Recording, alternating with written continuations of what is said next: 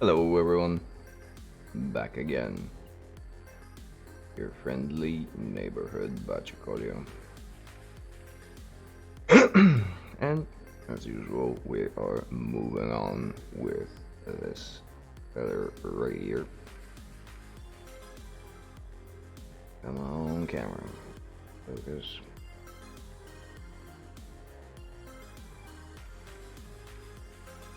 Okay, so today we're gonna do the pants, the shoes, and probably all of the leather straps. Last time we went through the flesh, although I think I should rebuild some of the highlights.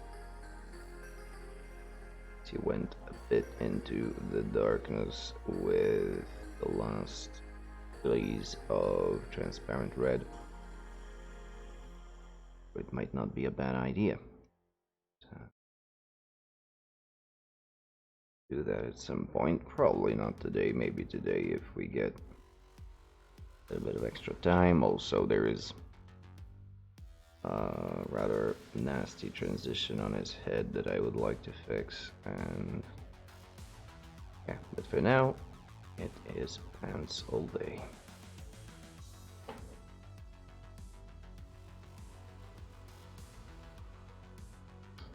Let's get a move on, starting off with the number 4 brush. Did give them a bit of a wash yesterday because they were once again getting a bit too filthy to be optimally used.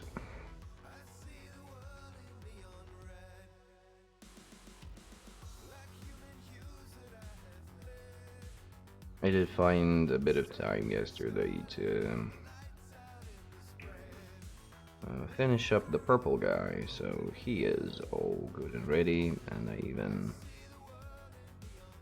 gave him the first coat of varnish, the semi-gloss one for protection. And I'm gonna wait till I get Badger ready to the same stage before I rig up the airbrush and go for the second, the matte varnish.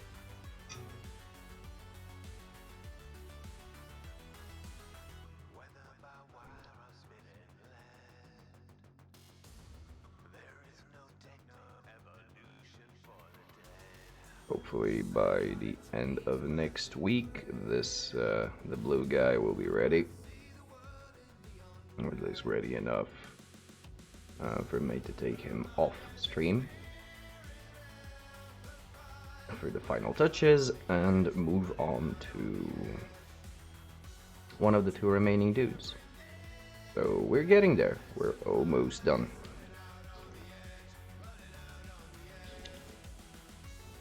Comparatively speaking, of course. These 2 guys is a whole month's worth of work. Wise, then probably at the start of November we can start with the breaths.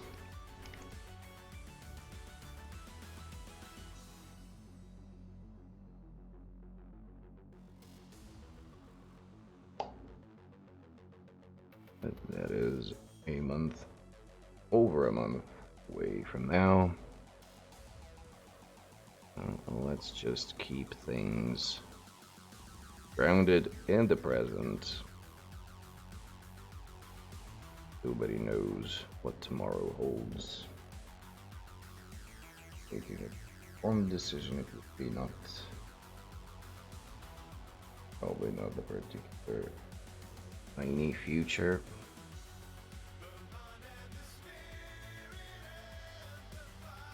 Let's just keep it in the now. And enjoy what we're doing for as long as we can.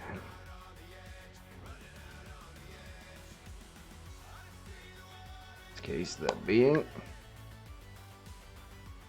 painting some boy soldiers.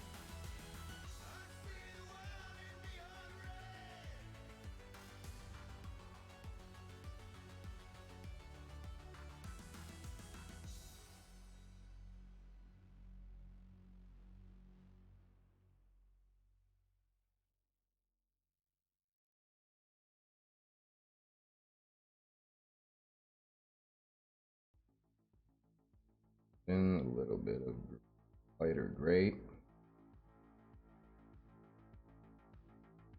Tank was starting gray.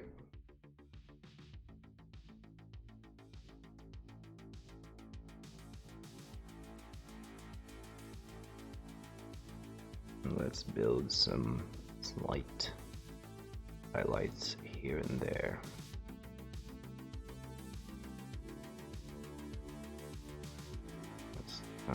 Let's skip that rim for now. Turn on the focus. Go through.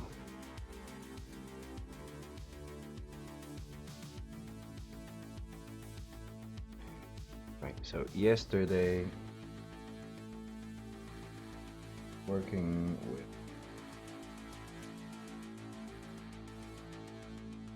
acryls, back to Citadel. The struggle with maintaining paint consistency across the two paint lines is real. Like here, this is not good.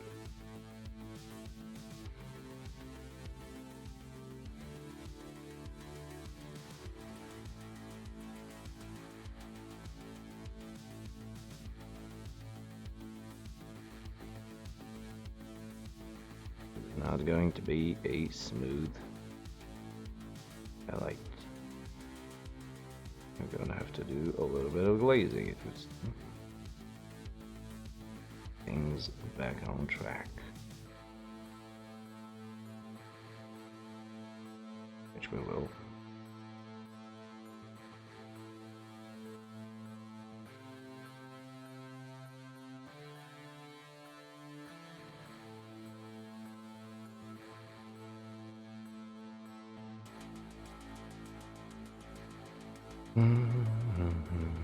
I've been a bit all over the place lately with my paint usage.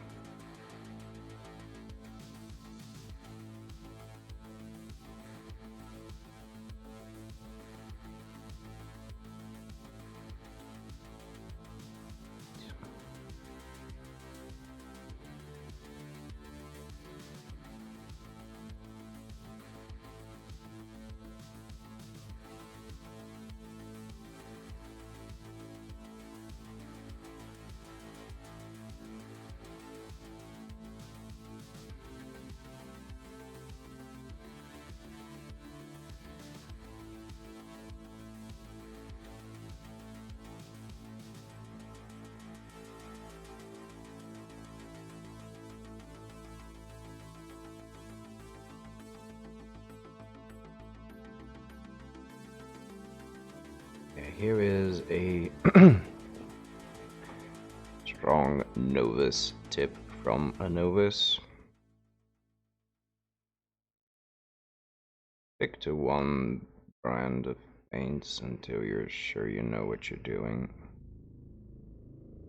Right now I'm having a bit of a weird time balancing between the two ranges.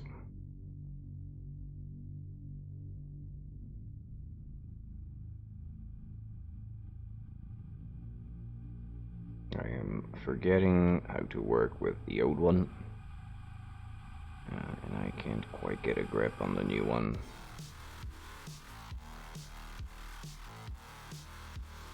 But it ends up being to the detriment of both.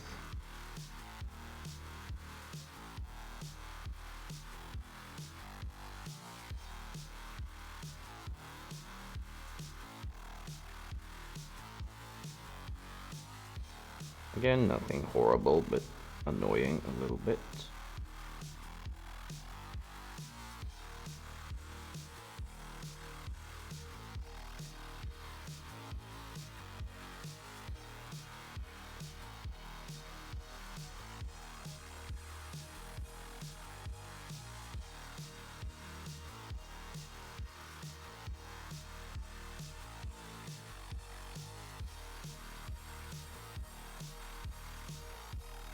And move mostly just making life harder for myself.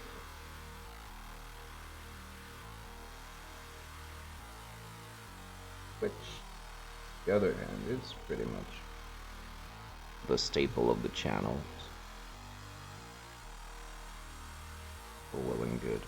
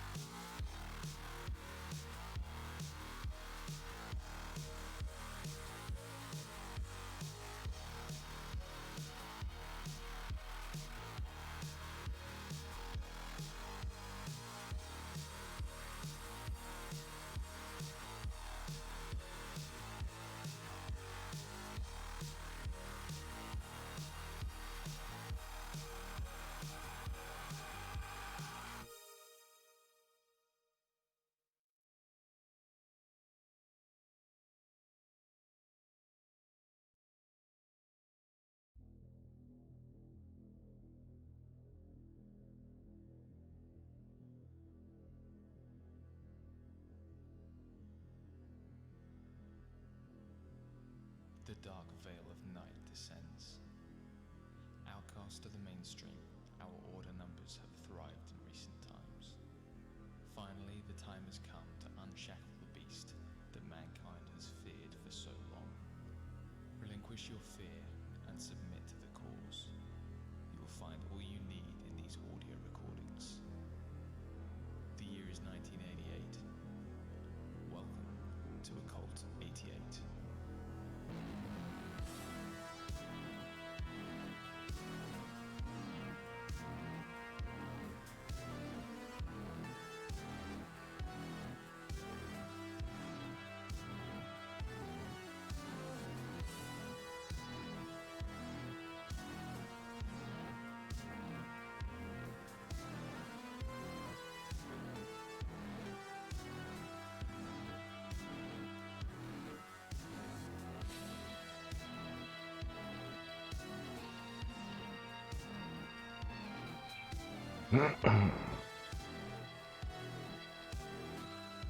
So, what have you been up to lately? Because, as you can see, I'm just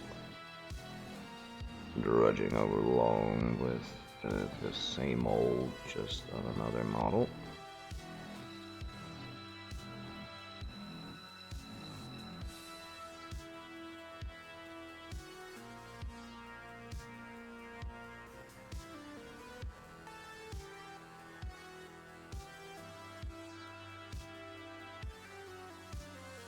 Working through some gray trousers.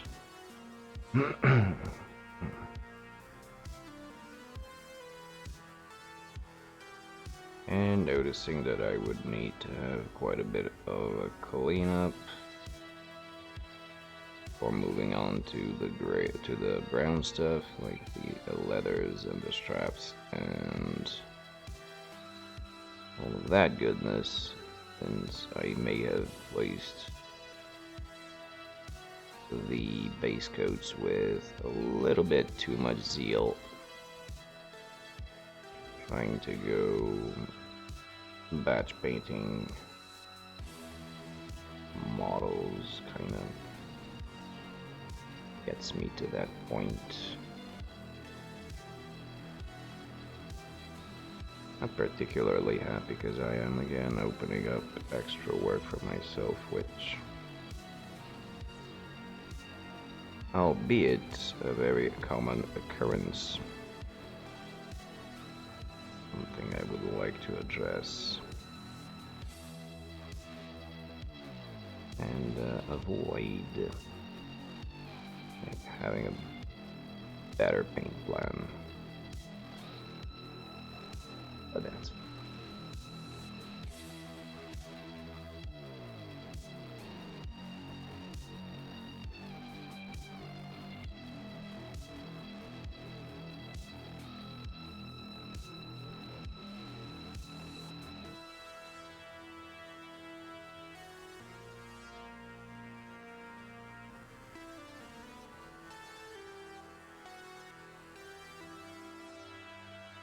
I did it.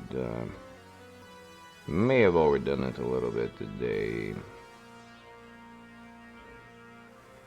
in my workout, so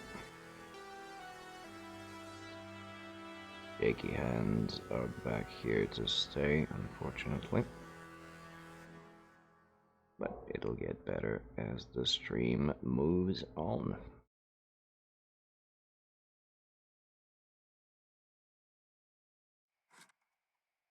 And sadly, we have lost a lurker.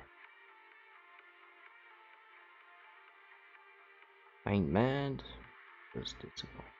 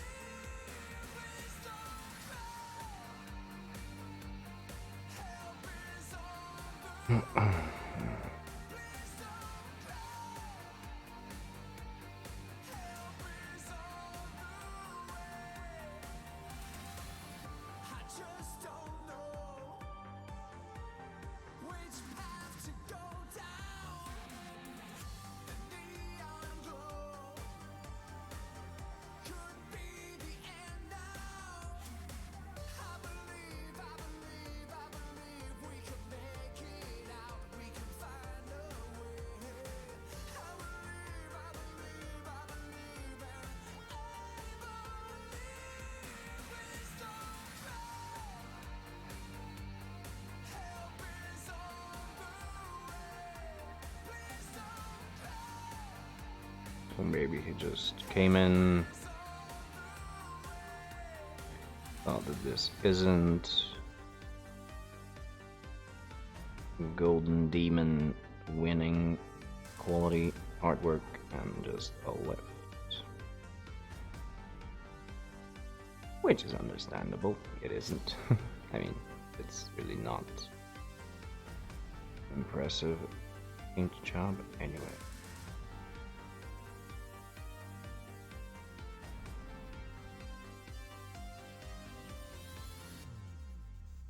On to search for more prominent painters with a stronger, more saturated following.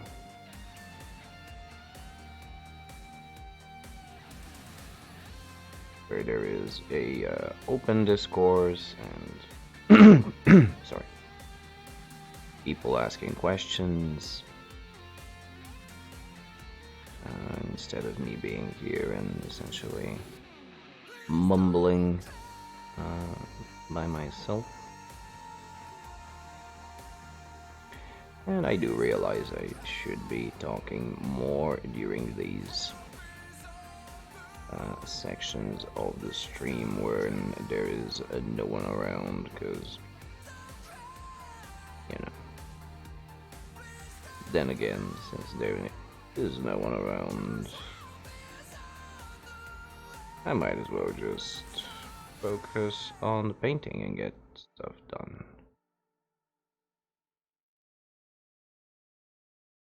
Instead of trying to fill in the dead air with more or less white noise. I don't know. I've been thinking about it. What is better? Humbling to yourself, being quiet when there is no one around. And the Witchiverse probably talking regardless, but I don't always have stuff to talk about.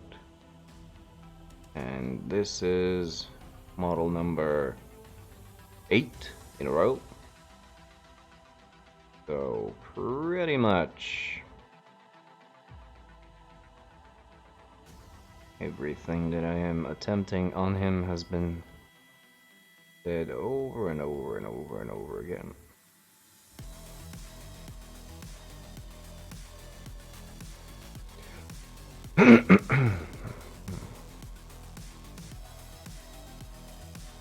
And I kind of just don't want to retread any info unless someone actually asks for it and shows any interest towards it. You know, no point.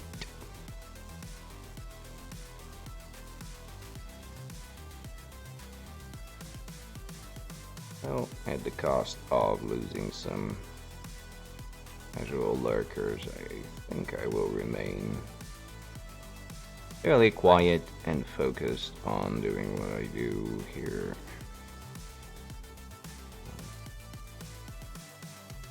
And actually get some more stuff done with the prospect of getting to another project and get a little bit of creative boost, creative reinvigoration.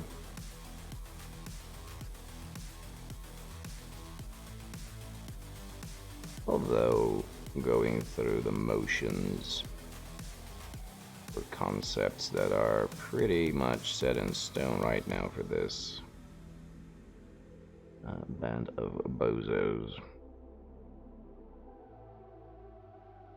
Kind of works, like solidifying the things that sort of went well-ish. So there is purpose to it. Now let's try and do some glazing with the old citadels. And like I told you all on Monday, it's a bit of a harder job to do rather than using the Pro Acryls.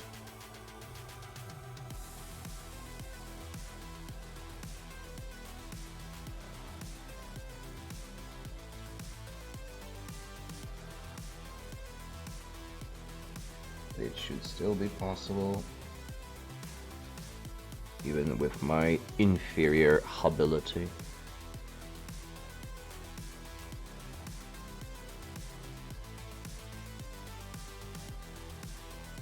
Being said, I might probably use the actual dark right, yeah.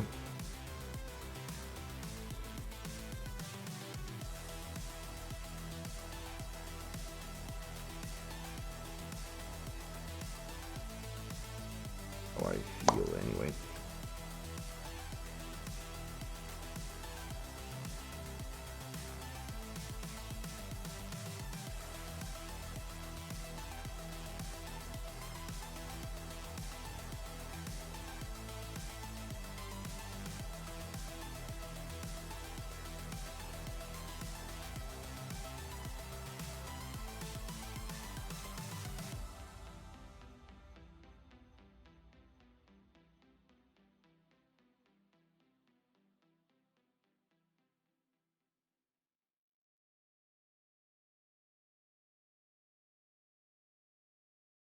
Let's see.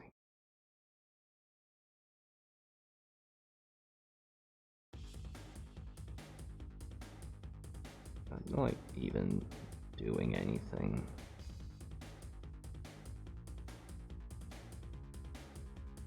But it ain't.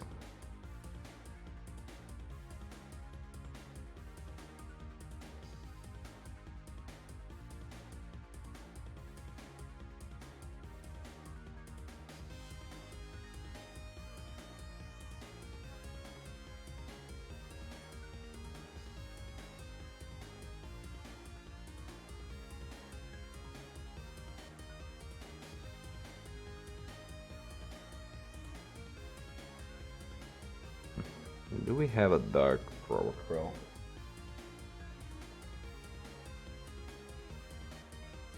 Dark. There.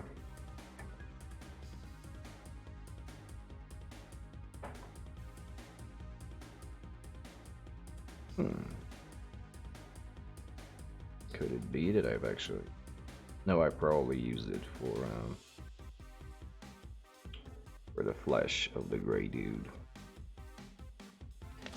So yeah, that's just not really gonna work.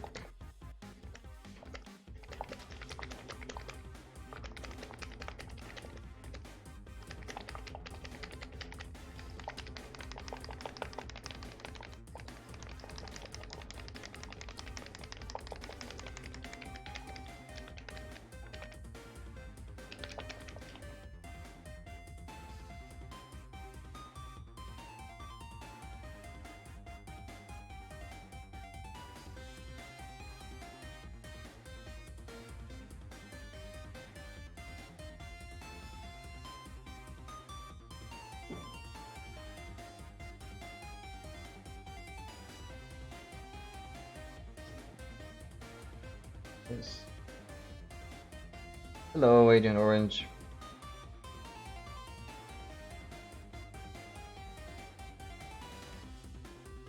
Good middle of the week to you.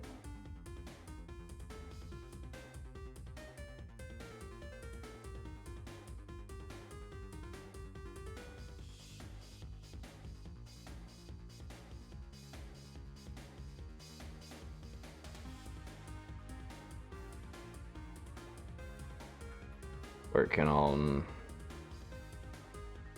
browsers today.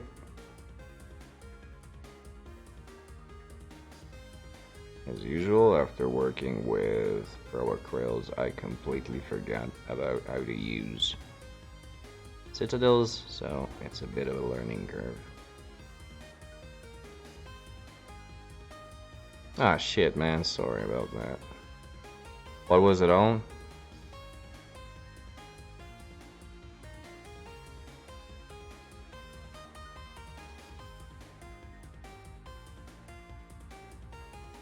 Virology, hey, damn it.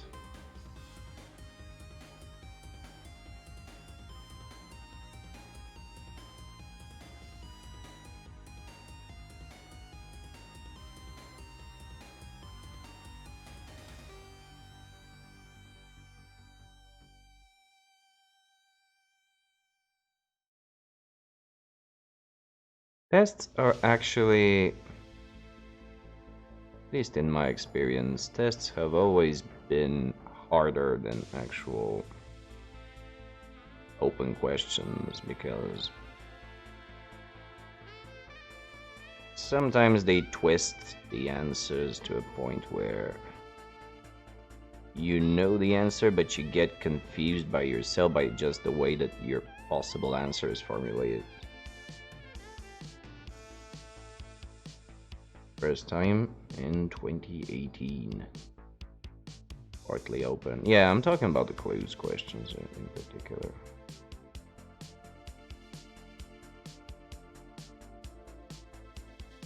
I never liked tests as a means of knowledge verification.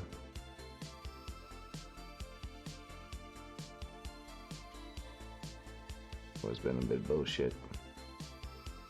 Oh, so it's even worse in the open.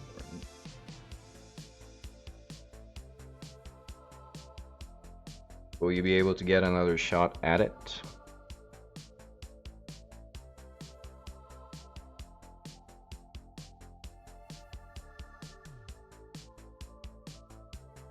I mean, I hope you do.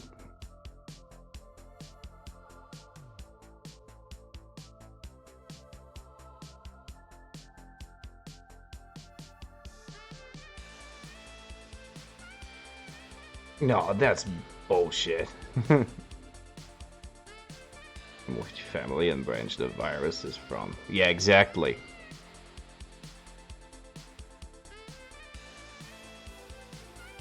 Who's this virus's best friend? Please name 3 people. Like, come on, man. It's bullshit.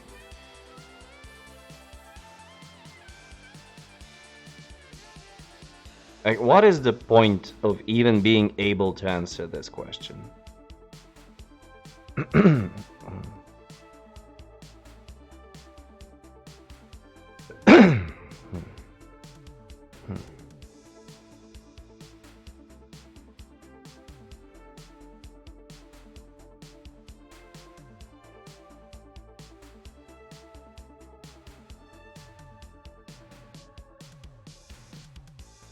Yeah. I mean, depending on how they're being graded, sometimes it's better to have a wrong answer rather than a blank one, but I don't think that applies for what's generally our educational system.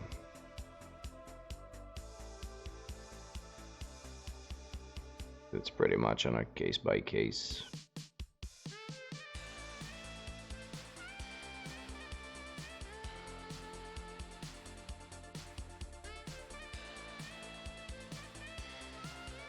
But which is better and why?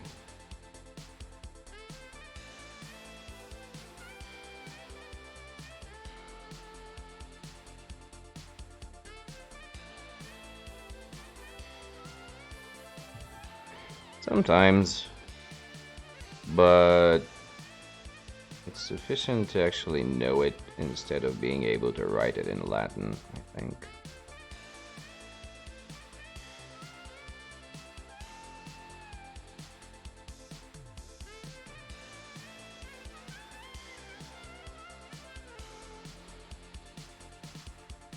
Like, if you were giving the option to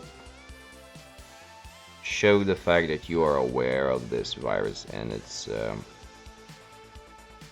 in the family that it comes from without having to necessarily be tied down by the Latin name of it. Because neither the animal nor the person that has brought it to you would give a fuck about that, and that is the only case in which the actual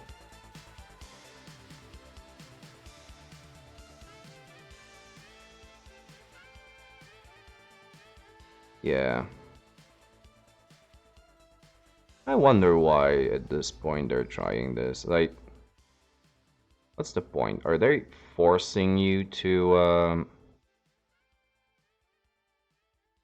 have multiple extra years just so they can soak up your tuition funds? Or are they just being jackasses? Because it seems like the latter, honestly.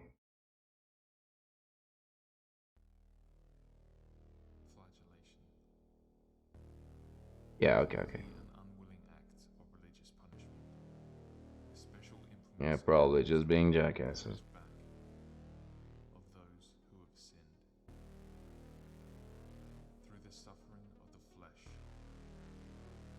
sins can be Yeah, purged. yeah. Makes absolute sense. How much blood would you shed to regain purity?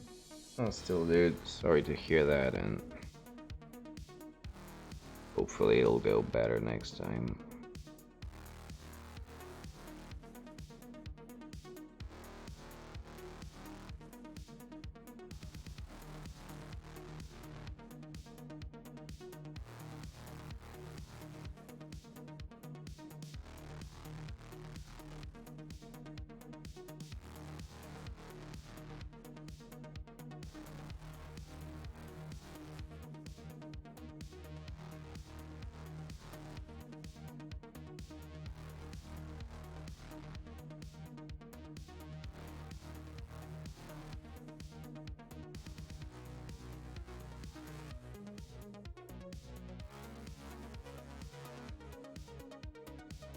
Yeah, I felt that kind of.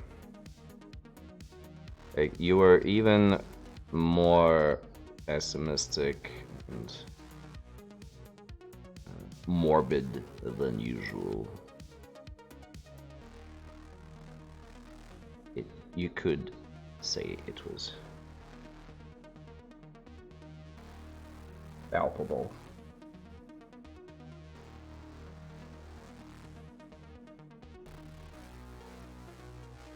But for better or for worse, it's now gone for the time being at least.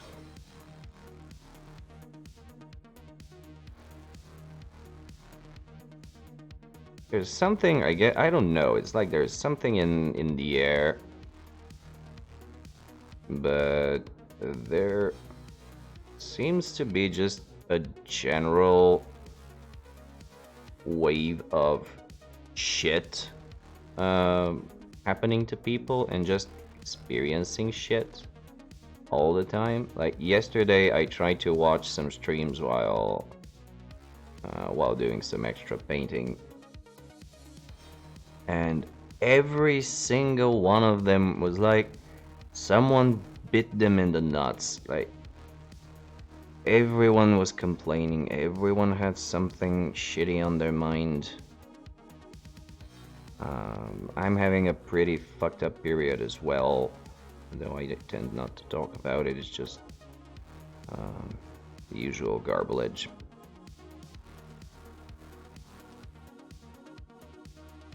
Yeah, I don't know, it's just very, very weird lately.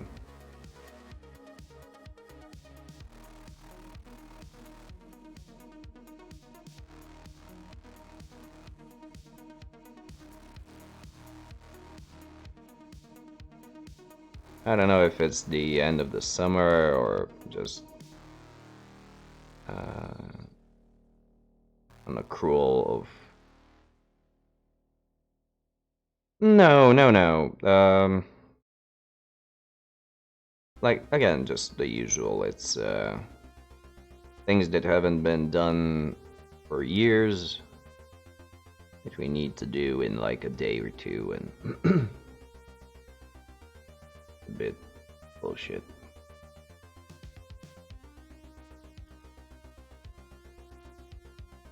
And one thing leads to another, and when you're in a bad mood, you just sort of start dragging yourself further down because it brings up maybe. But again, this particular thing is pretty much standard procedure, so it's just how it is, how it works. Things just are left undone for a while, and then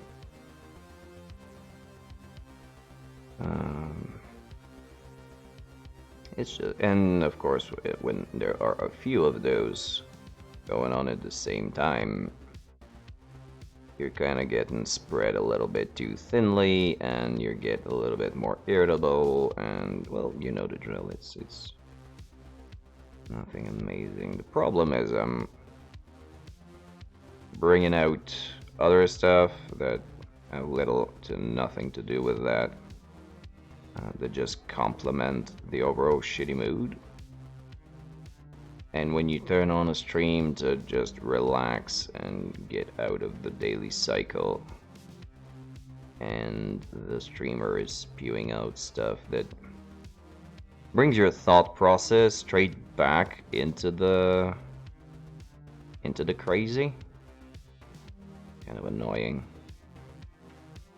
Kind of the first time I just rage quit Twitch for watching.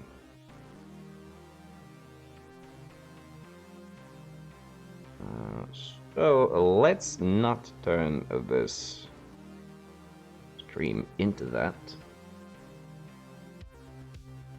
Just take the time to take a chill pill, drink that tall glass of cold water, and just relax a little bit. Get into the nerd zone and let it take you into the realms of fantasy and science fiction, and just thinking about playing games thinking about models, thinking about the things that put you into your good place. I'm sorry if that sounds a little bit too Bob Ross preachy, but sometimes we need to force ourselves a little bit in that direction to get the ball rolling.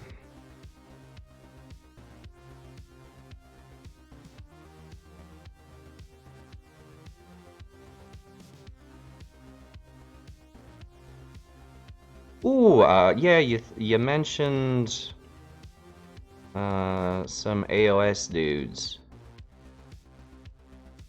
or did you find something else? Let me know. Let me know what they are, cause if we are gonna get into Munda, I would need to have some stuff prepared. And you said that if it's too much, like at the very least, we can split the contents. Like, split the price, split the contents, and get some stuff for the both of us. Need to change the computer. Okay, when you have time, like it can be off stream as well. Don't worry about it. That is cool, though.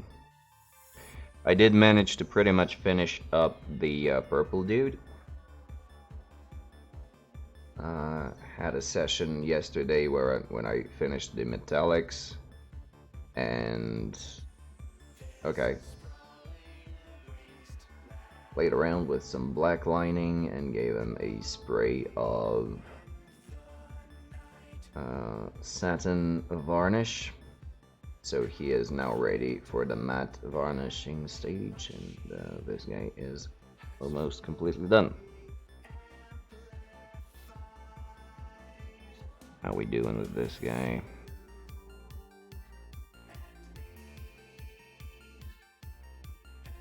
Not too good, actually.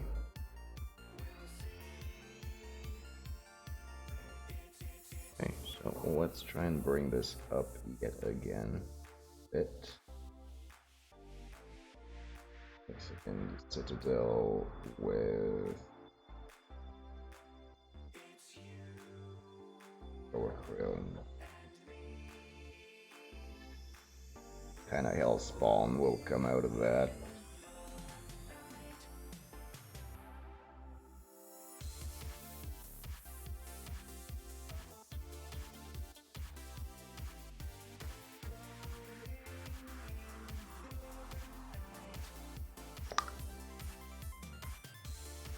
Oh, okay.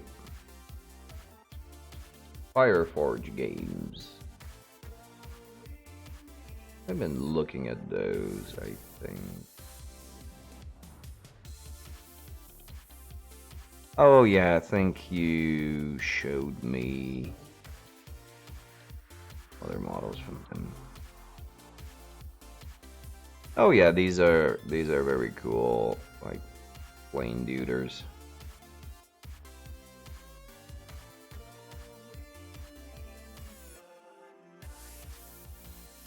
But do you think that they would be like they would feel well in a skirmish scale? Because these are a little bit too rank and file.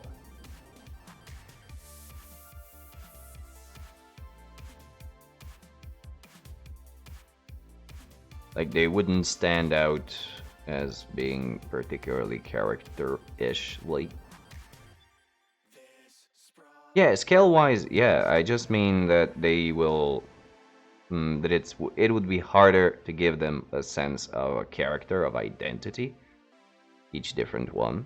These are okay. These are okay. These are sufficiently different one from another.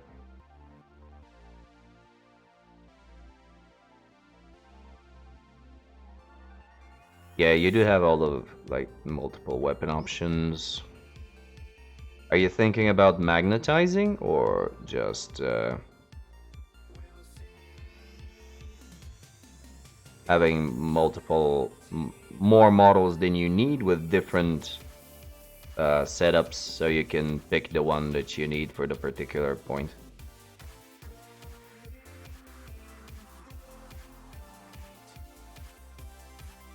Do not look at them at all, okay?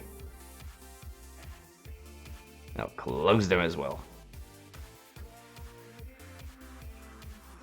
Apart from that, yeah, absolutely, I can see this. Also, this guy with the hat is kind of cool. No, it's actually another type of helmet, okay. Oh, okay, yeah, okay. Now I see your point here, yeah.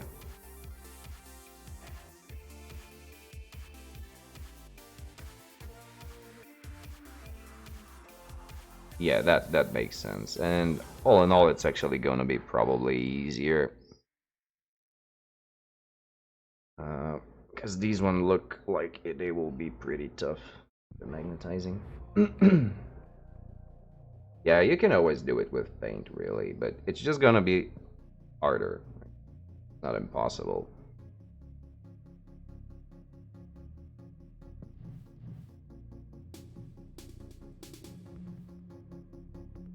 Have you looked at Kingdom Death stuff? No, not Kingdom Death. Sorry, not Kingdom Death. Oh, blasted.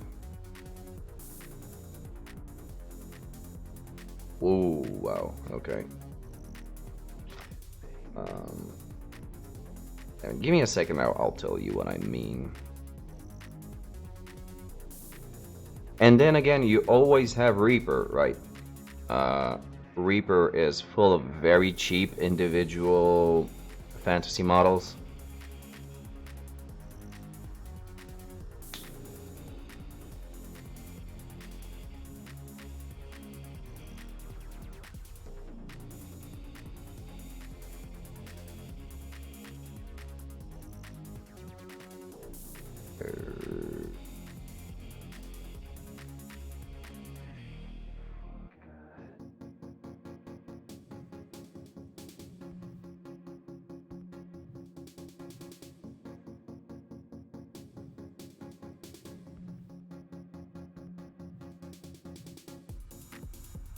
Come on, okay.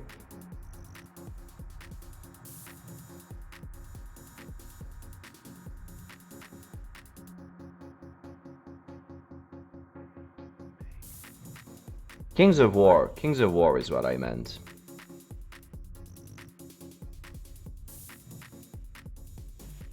Kingdom Death.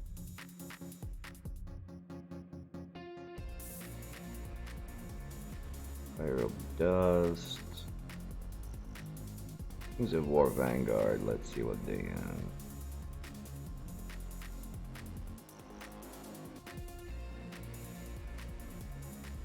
The dwarves, not enough humans. Want humies. Oh yeah, sure. Just throwing out ideas.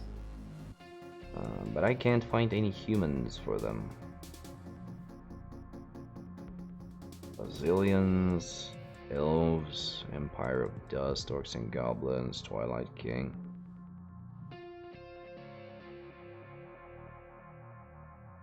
Okay, so maybe not them. Let's see.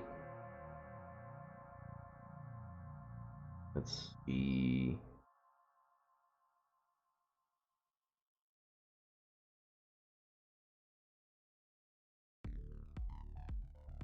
I saw a Song of Ice and Fire. Maybe they have some cool humies. Oh, Bazillions are human. Okay. Never would have thought that. Yeah, see? There you go. Another. There's a big bunch of them.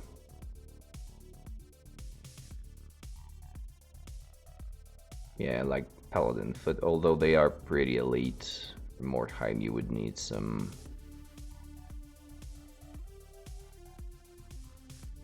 less ornamented Deuterinos as well. Ice and Fire, no thank you. Okay.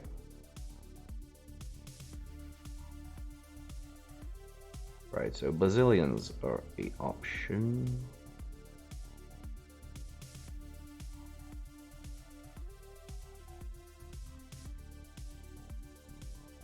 Paladins, Sisterhood Lancers. Man-at-Arms, probably this. Man-at-Arms. 40 of them. Paladins are pretty cool looking. But they don't tie in as well.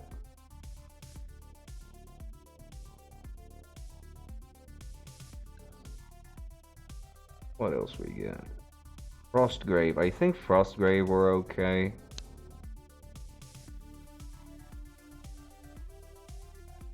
Frostgrave Plastic Soldiers. Gnolls, Grave Barbarians, Cultists, Soldiers. Let's check these out. That does not represent miniatures. I really hate that when 20 different, 28 mil. Frostgrave for Kislev, okay. Anything else?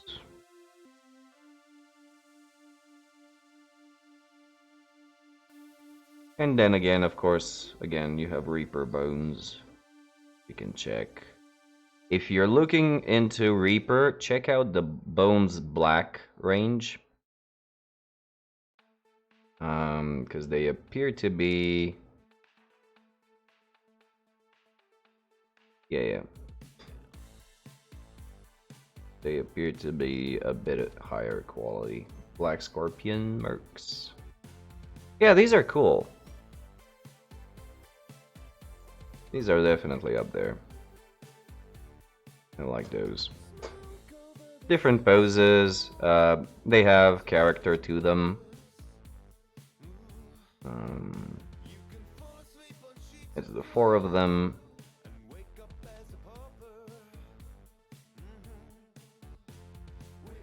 Yeah, okay.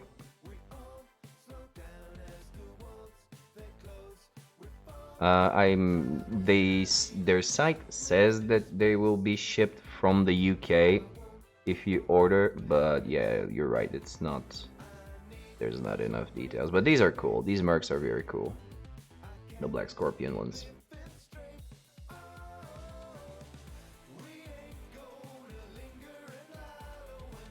Some more thing. I have to actually get out of the pot first. Won't work otherwise.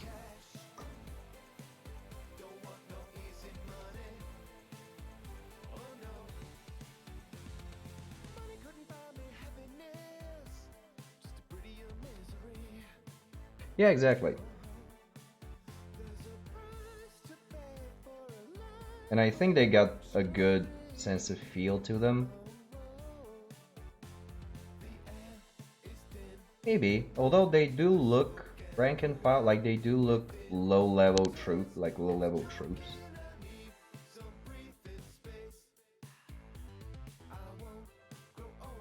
They don't strike me as character level, like leader level characters. But again, it's preference.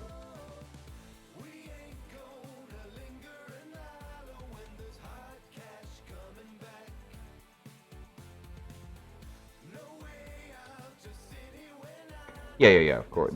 I am taking that into account when saying that.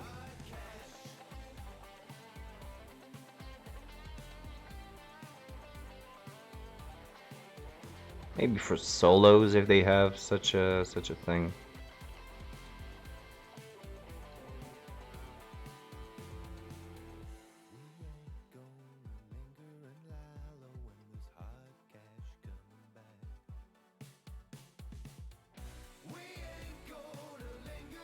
Like single models.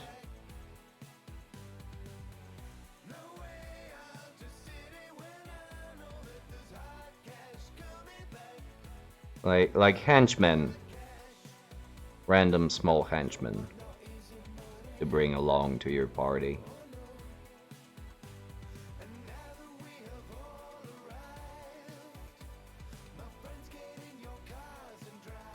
Huh?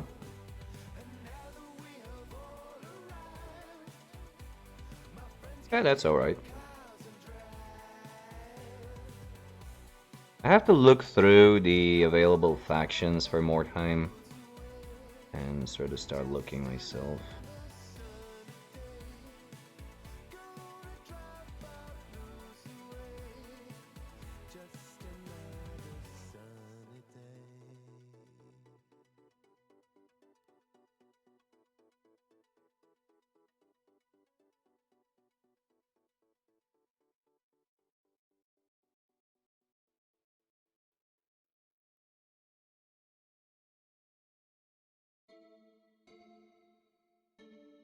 Okay, so weirdly enough, mixing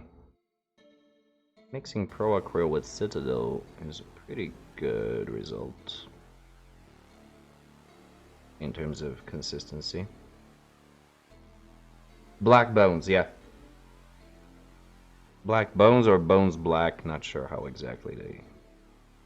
They are their new line of plastics. They are supposed to be less bendy, less rubbery.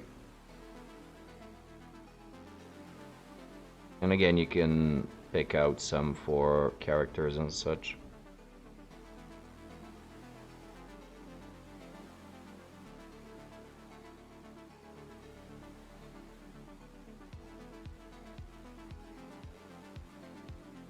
Yeah. Yep. I should pick a couple just to have them on hand, whatever type of minis, just to check out the actual quality and how they look. Because I've been talking about them for a while now, but I haven't actually touched any of them. And they might be a good source for models for like when you need to just fill out a few dudes.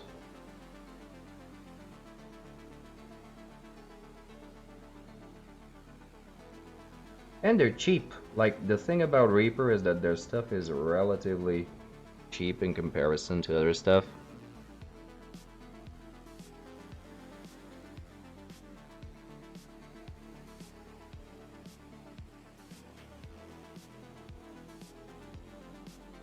I haven't looked at their fantasy range. I did look through some of the sci-fi stuff, and I kind of liked a few of their cyborgs. Yeah, this is a problem with them. Ooh, that's actually a cool dude. Because the material is a little bit more bendy, removing mold lines on these guys is a bit difficult, because you can't counter scrape them. You need to actually cut them off, like slice them, because the material is really bendy and you can't really scrape it off. But supposedly the Bones Black stuff isn't like that. But even if it is, it's $6, dude. It's €3 the model.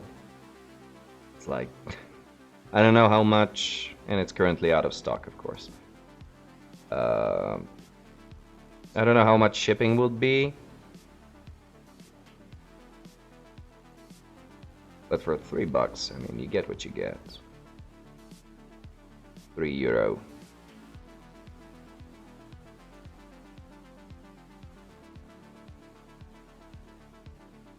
But it's a cool model. Like, I like this guy.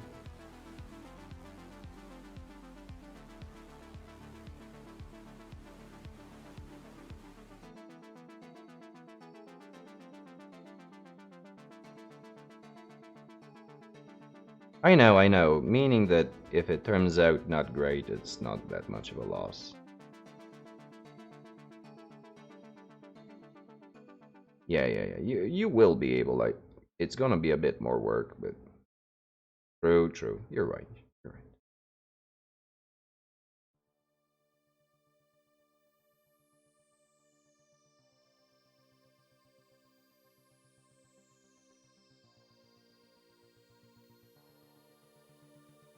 I'm just throwing them out there as a option, nothing more.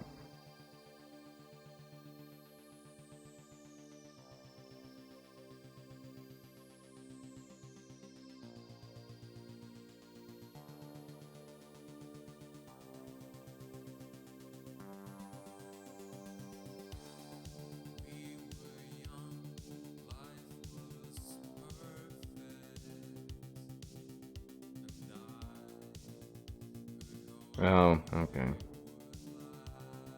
That's weird, because you're supposed to be able to build a whole role-playing... Because initially their intention is to fill out niches for role-playing games where you need specific types of characters. So you would think that they would have more in the humans side of things, but that might be that just their bones, their black bones black don't have that much of a variety. Their regular ones maybe have one, but again, no idea. It is, however, just worth mentioning them and keeping them in mind.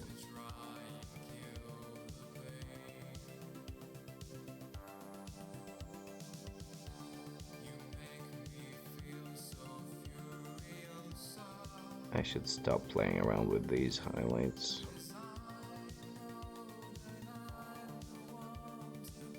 Wasting too much time.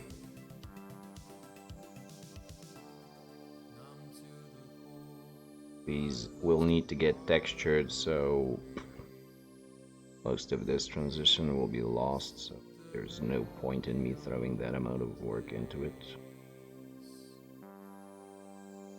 I'm just having fun, actually. Tell you the truth.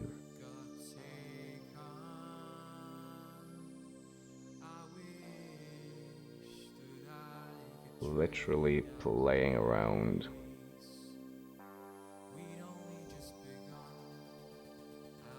Right, so maybe one more level of highlight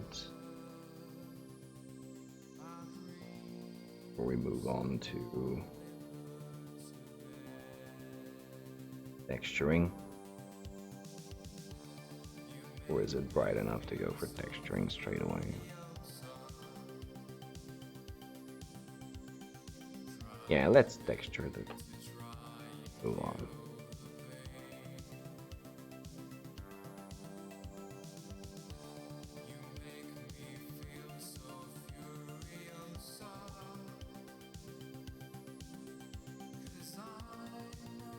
But I will need the smaller brush for that.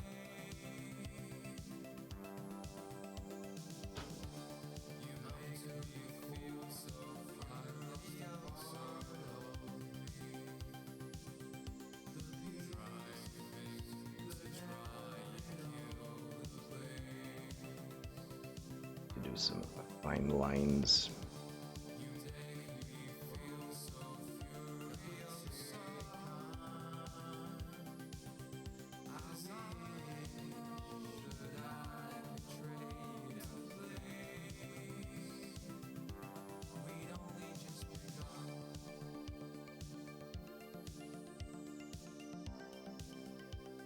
Isn't there a company that has stepped in to fill out the gaps for, like, Bretonians for Old Hammer? Give alternative models. Peasantry and the likes, I think, would look cool. No, really? Really? That is so weird.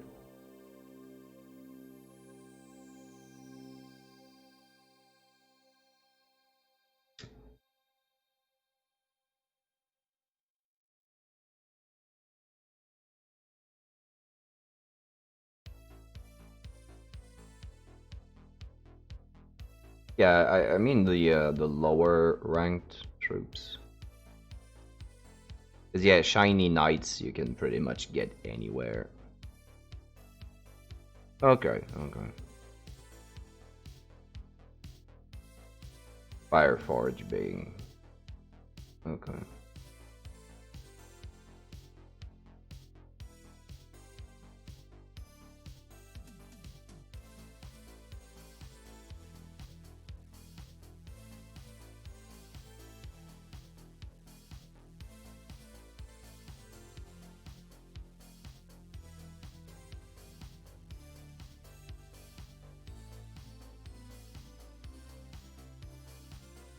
Feel fairly unusual.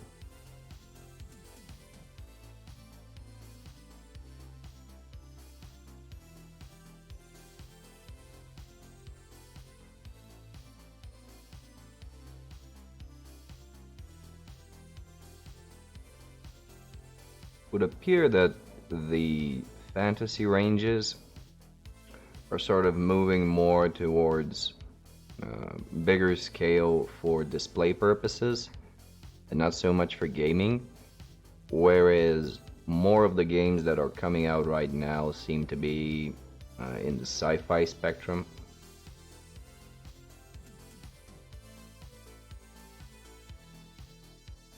Is an unusual switch of things. Or maybe it just appears to me like that because I'm more interested in overall sci-fi than fantasy. So it might be that, but kind of a feeling I have.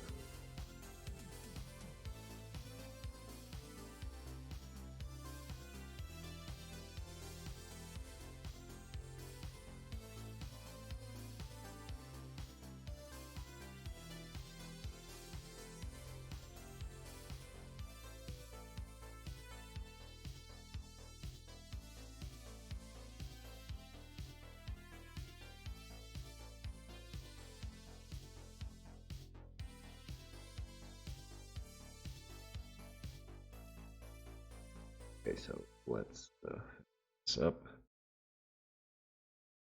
Dunk a little bit of ivory in the mix of grays.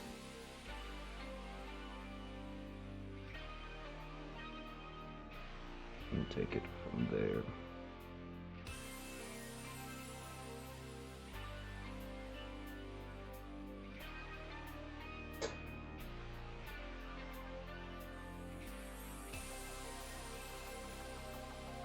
Naturally, old Rackham stuff would come to mind, but they are in a fairly expensive range, so probably not the best choice to go there.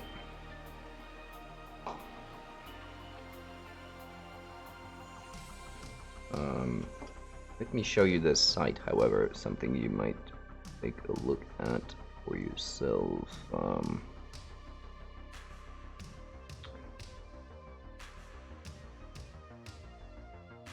If I can find it. Right, so you got Redbox games that I think did stuff like that.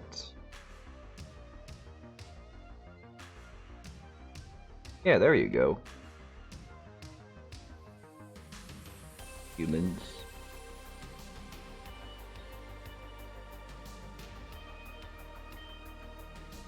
Yeah, they're old designs.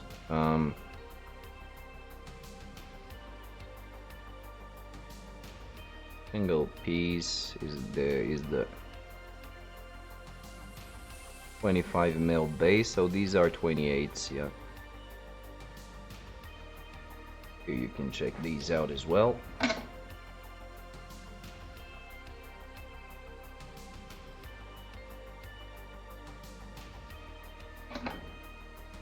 Although I think it's an American based, so shipping might be a bit crazy. Mini stores. And Kedvalon. Kedvalon has Rackham Confrontation not recast, but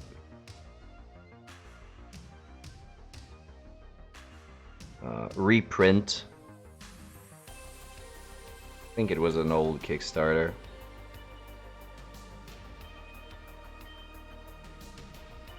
And they have some other ranges as well for fantasy stuff.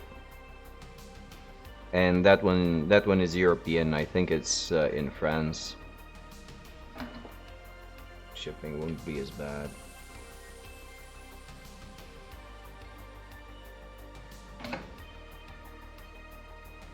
So these are the ones that spring to mind.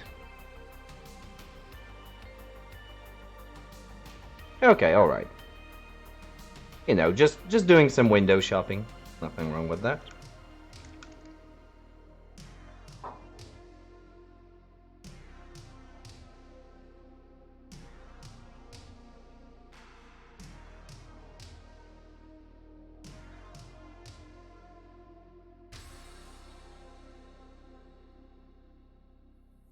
window shopping for miniatures anyway.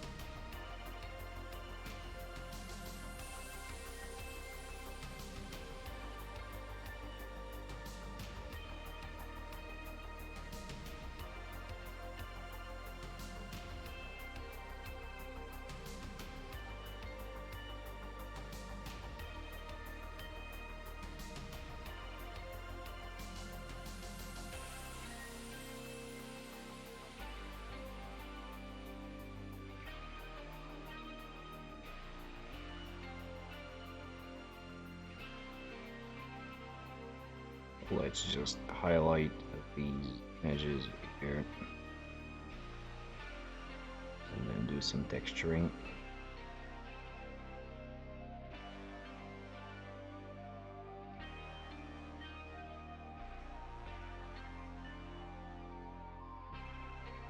Move on with our lives. I want to at least get through the through the boots as well.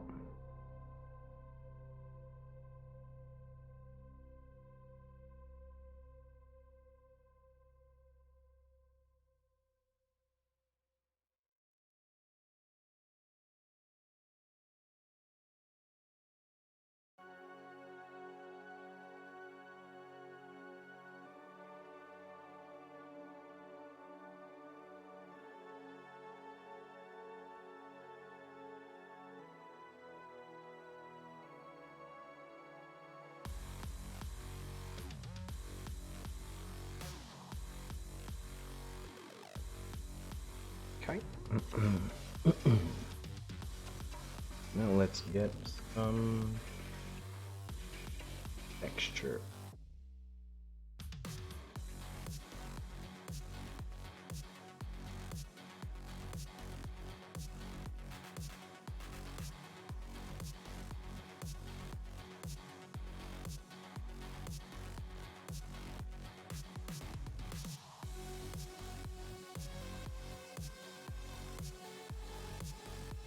If I can get the proper consistency and amount of paint on my brush. There we go.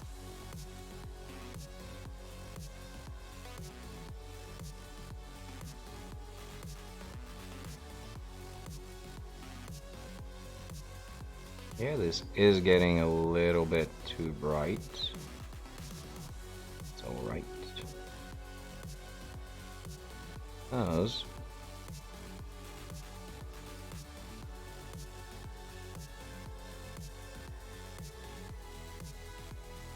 As usual, I will go with a transparent black all over this.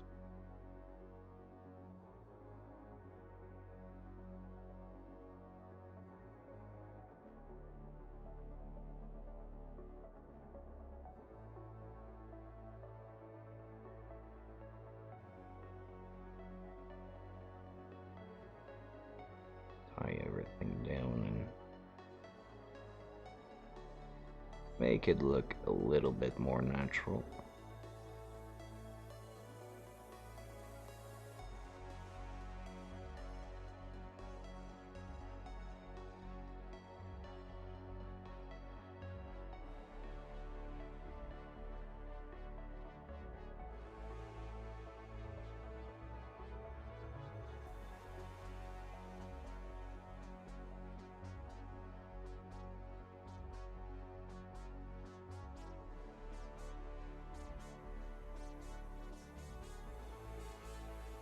So first, let's go over all of the creases.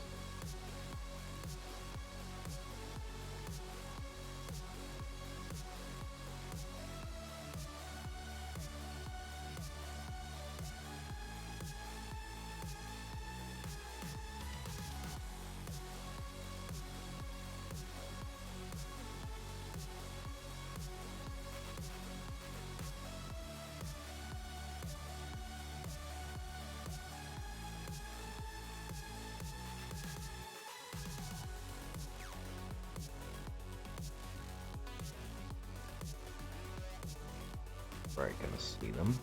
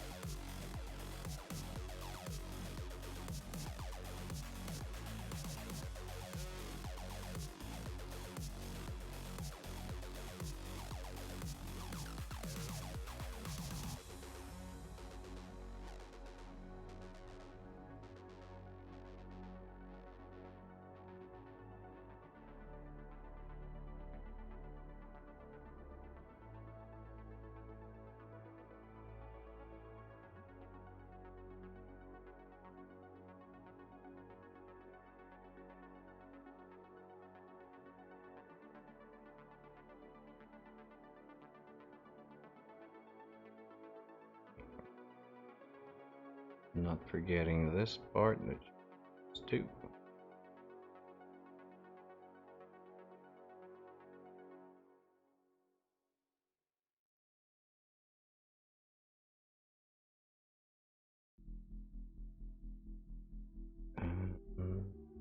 Here we have some creases.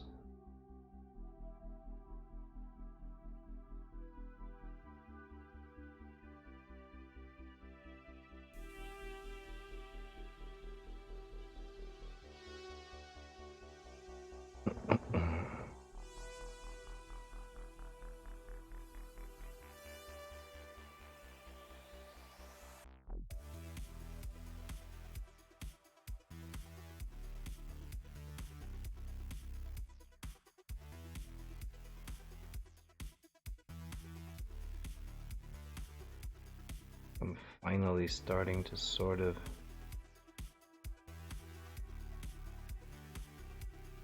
hang of those.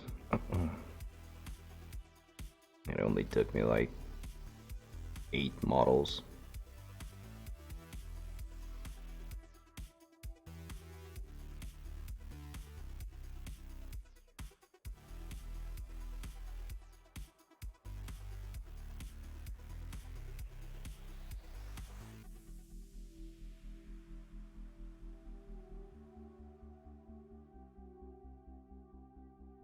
To get the general gist of it.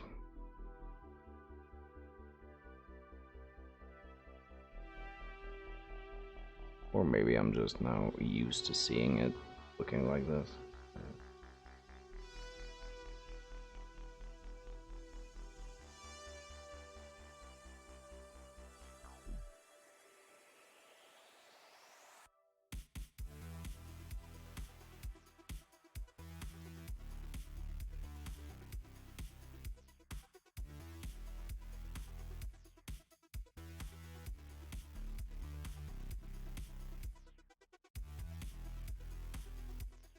Who knows?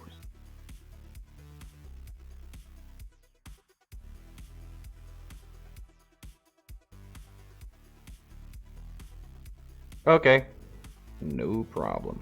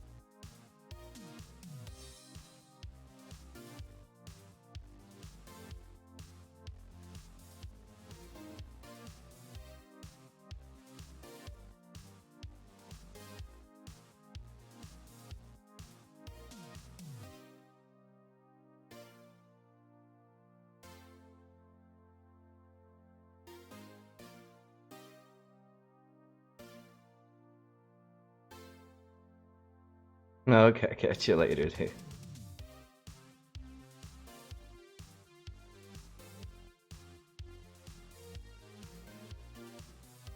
Thanks for stopping by, as usual.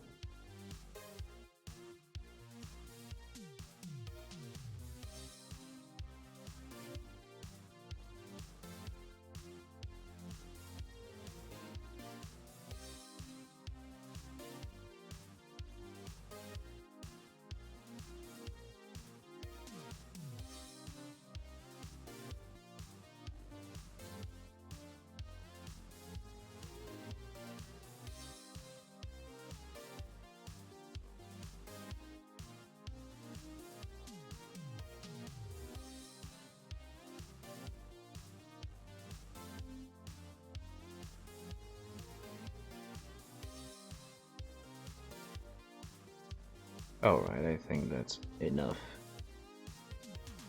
Crunchy doodles. Probably got the point across.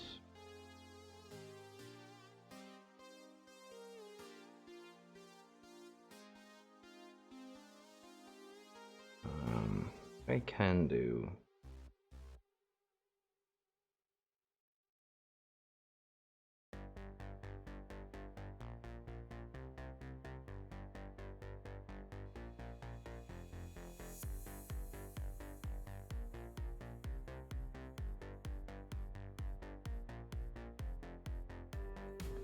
Soften this.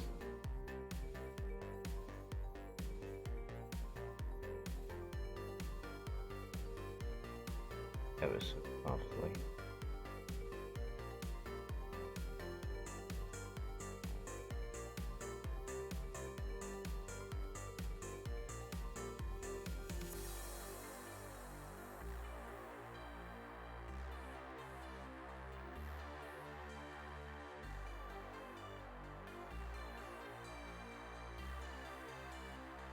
Feel like I've done all of this too soft. After applying transparent red, black. Kind of a bit of an all for nothing situation.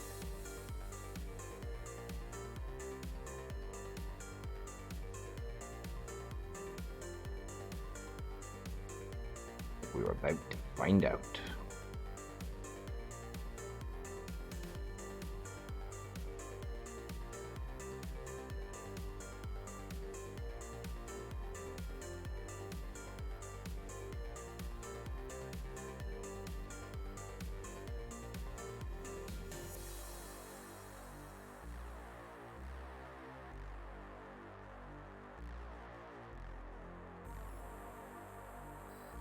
Yeah, that sort of care of nasty edges. Color transition. Yeah. Alright. So, let's move on to transparent. How we do? Halfway through already. But for whatever reason, logo though it may be, I'm having quite a bit of fun.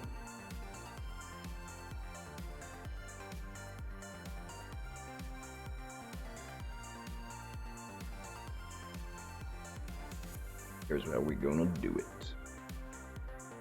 Oh.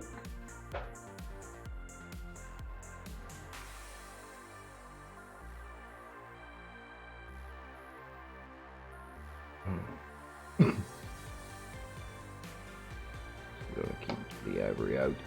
I'm gonna refresh my drink and do the good old filtering.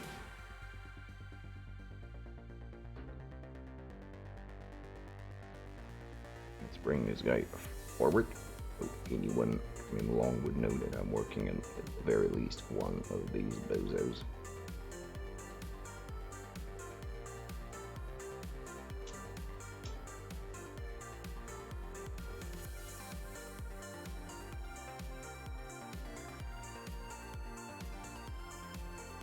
how many weeks till the end of the month? 1.5. Very helpful, is it?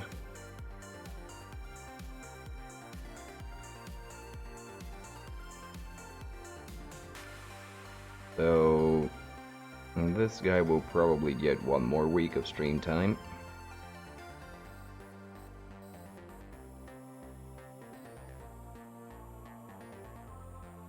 Then another, and we'll start on Mr. Green probably, because his base coat has been, for the Fleshstone, has been an eyesore for me for a while now. So he'll get his 2 weeks worth on the 7th.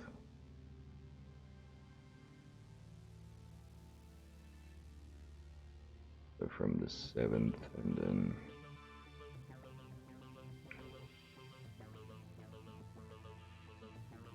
right, so actually by the 21st we should get the majority of stuff done with what's left of the Goliaths.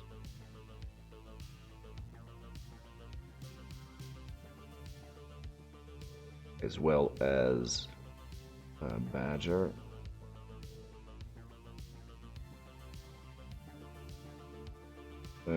Probably a good 31st is Halloween in it, or is it now? This is it September? Is it end of September or end of October? I always forget.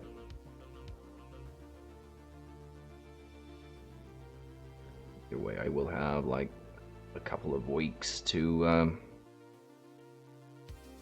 finish these guys up after they're done on stream.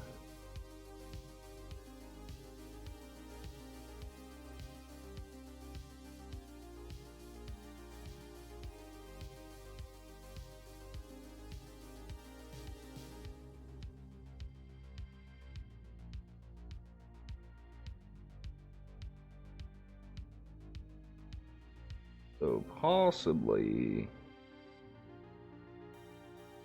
towards the end of October we might actually be starting with threats.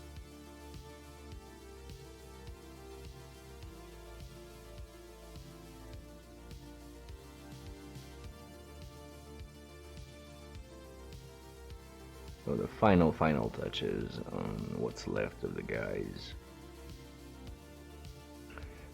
might actually be done on stream for a change. So that'll be thing. Focus, grind them out.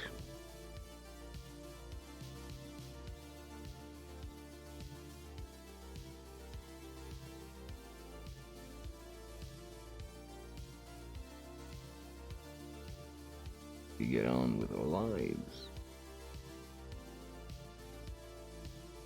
And into a regular good Blood Bowl team.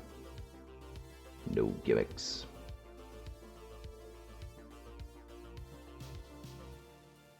Means I might do another long stream Saturdays. Anyway, I will be taking a short break. Refill my water. Stretch my legs and be right back, guys. No one, but still, I'll be back.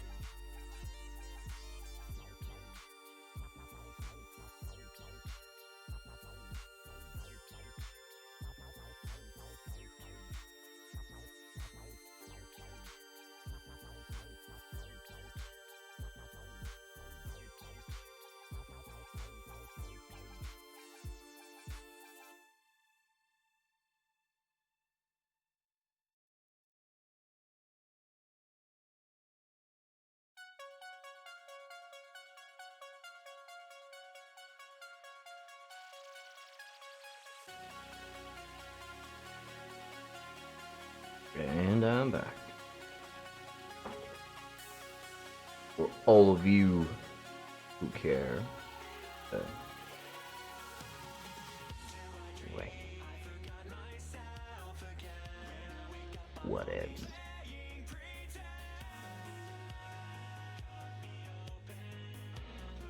Transparent black time. Dark and gray dead. Oh, well.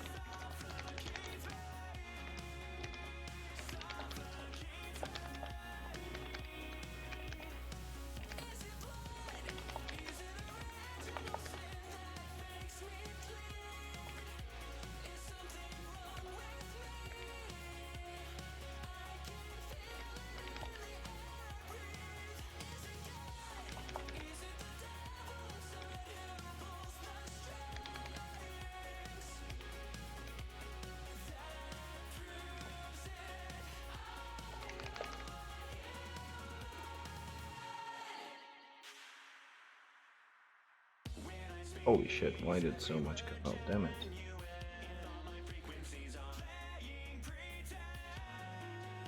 It's way too.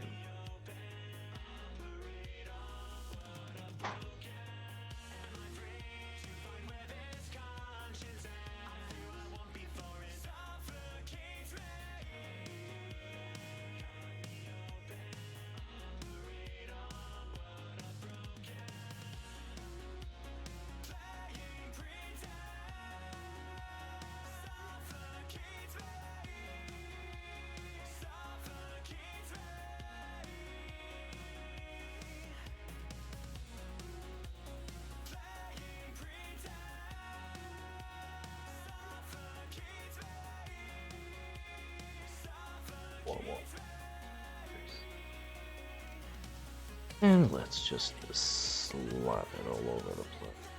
That might be just good enough.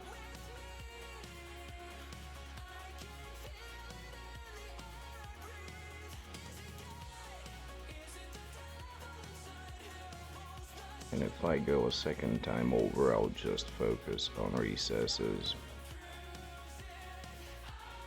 I don't want to lose all of what I did. Just some of it is okay.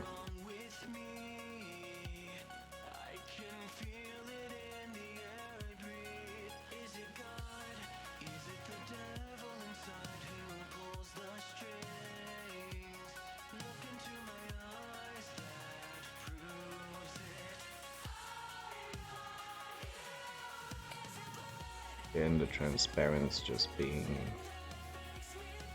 beautiful, beautiful twos.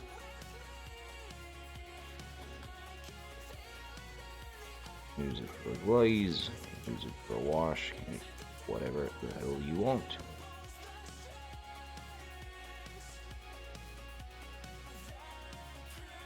Probably not a good mixer drinks, but apart from that, no trouble whatsoever.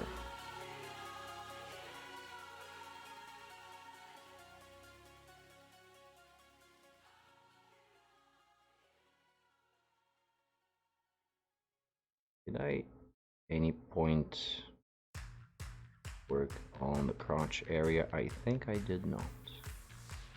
But you can barely tell. Oh. Guess what? We ain't getting back there.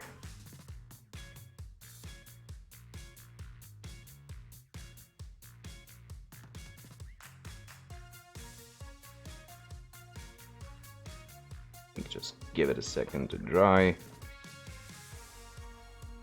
And I'll give the recesses a touch more, but let it spread so much.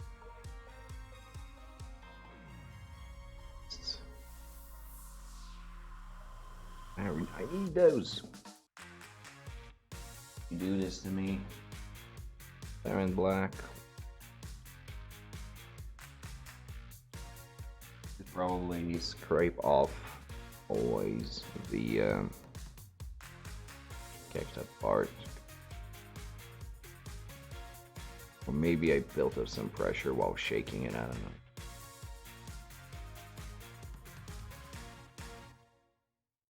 know. Well, we are working with a shitty focus, but nobody here to notice. We're moving along.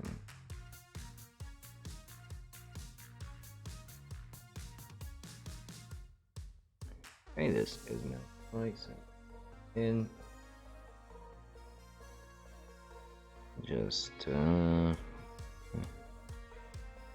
the shadowed areas, just for that extra level poppy pump.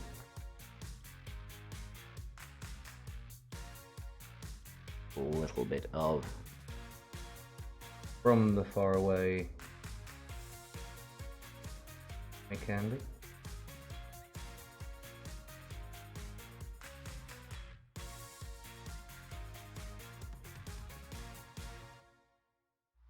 Simulate a little bit of lining here.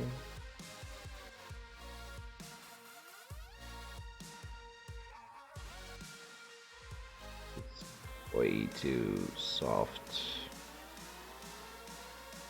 to actually be considered lining,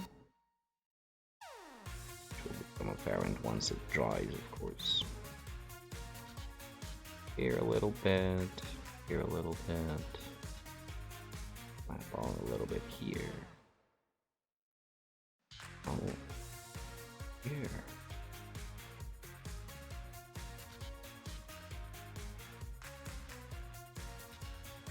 Pretty much avoiding the actual.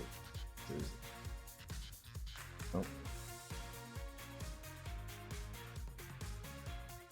Because unlike the usual case, I'm actually kind of happy with the level of highlighting on this part.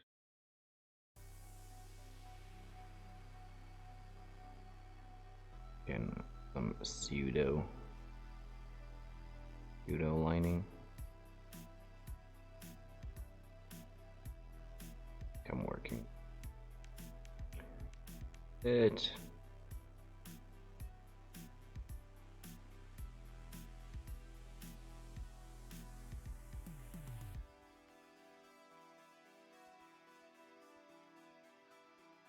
Good.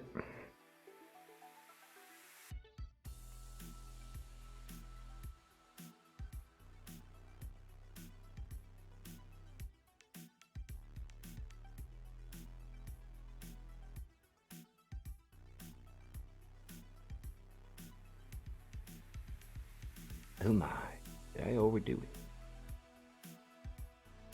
Wouldn't be the first time.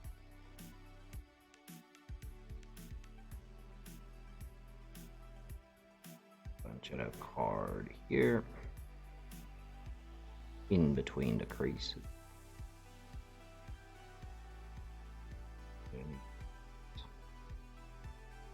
Extremely impractical waist belt. Okay, I feel sorry for the Goliath that needs to sit down. One of those. Maybe they're supposed to simulate weightlifting belts. Keep your insides from popping out. Anti-hernia supplementation.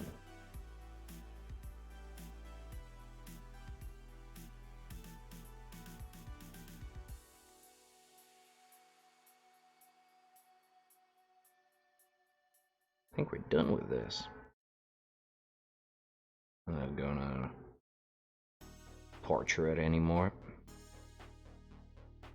Build up some more, but I think there's no need for that. every time I went into that mentality, I ended up overdoing it, and the results were less than stellar, so might as well make the decision and quit while we are ahead.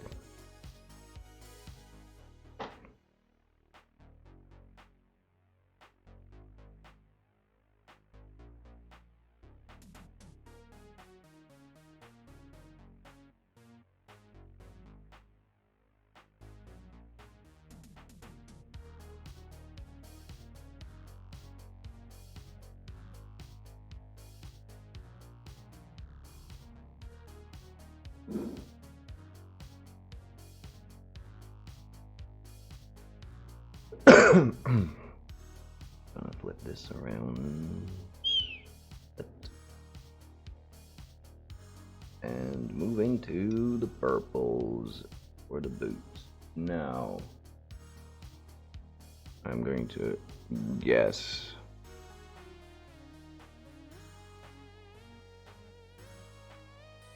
I have no idea what I used here. This part. Okay, so we are moving into Pro Acryl exclusive food.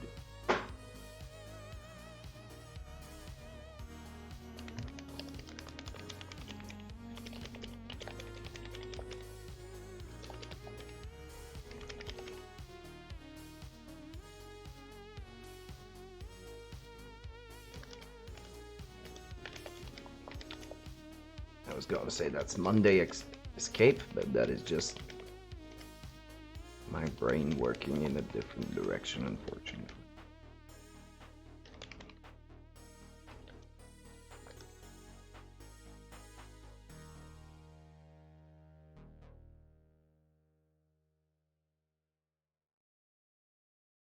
Getting this blast.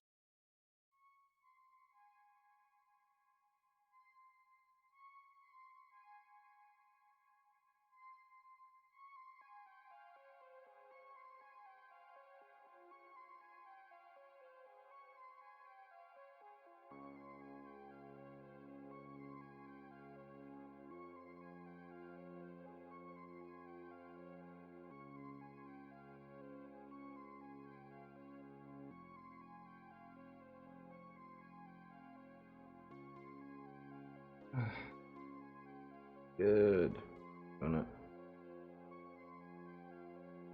bring. It's gonna make him run out real quick, and I don't. I like these paints, but can't control the output. We need little pieces.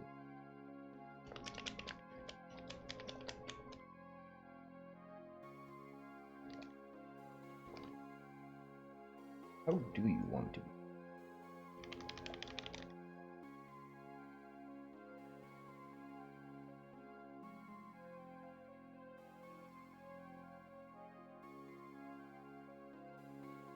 You want to be shaped, I knew this.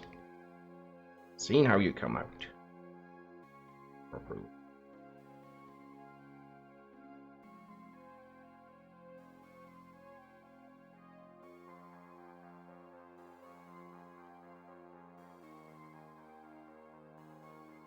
Let out before you see the drop. Good advice.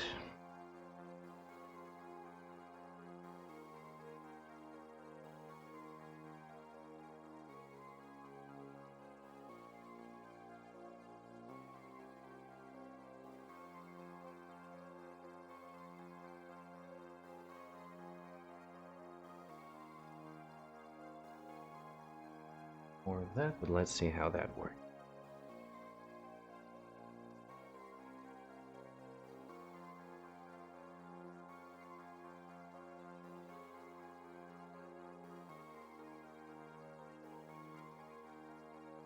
We don't. highlight.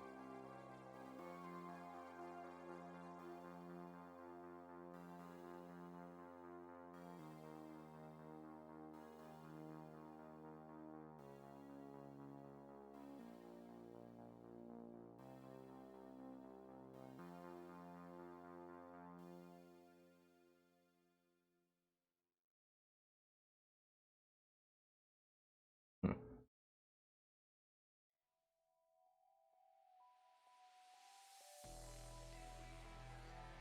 How did I screw this up?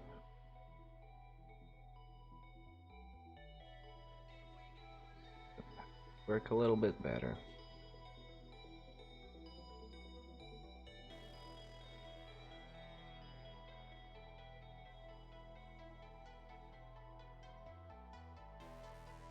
I'm not okay with this.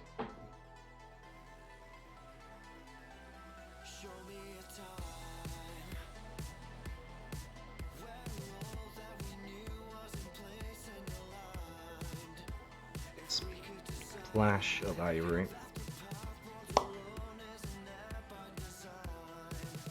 I keep thinking of the Pro Acryls in terms of color triads.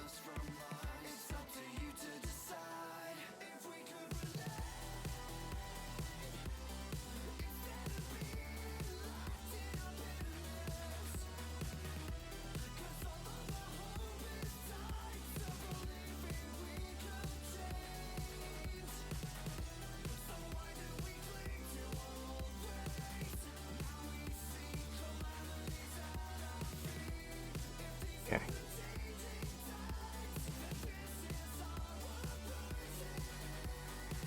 There we go. That's what we're gunning for.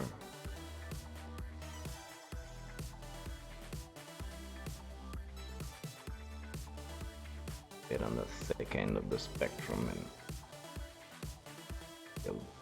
it's a bit too bright. That will just... We already have quite a bit of the transparent black palette.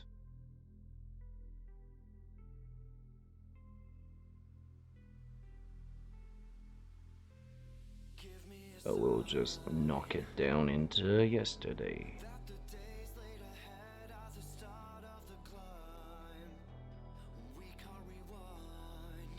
Zero problem.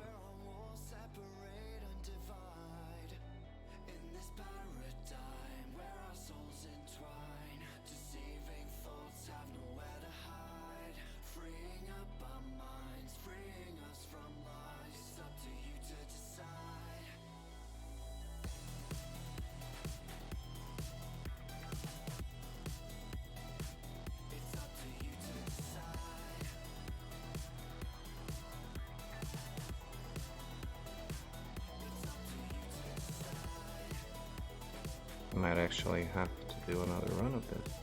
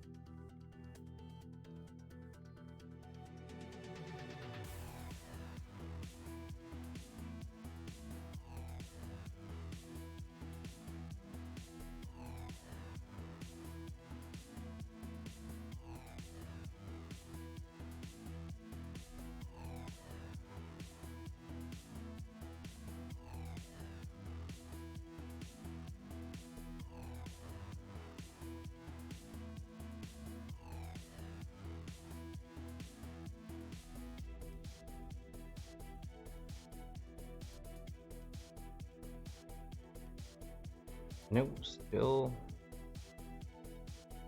Hmm.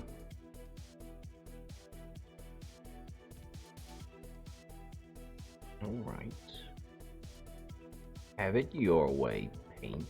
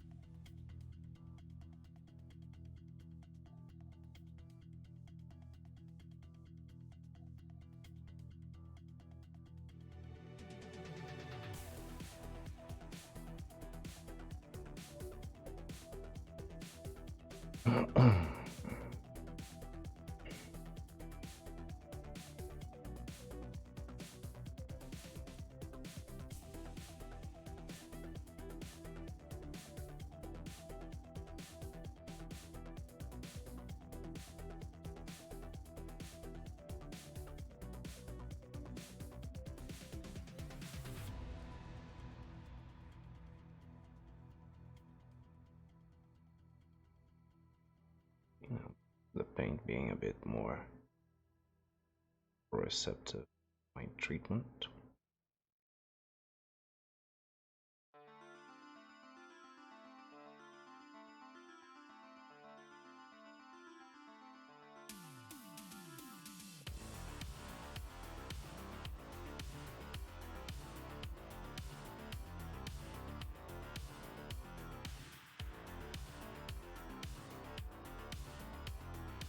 Good.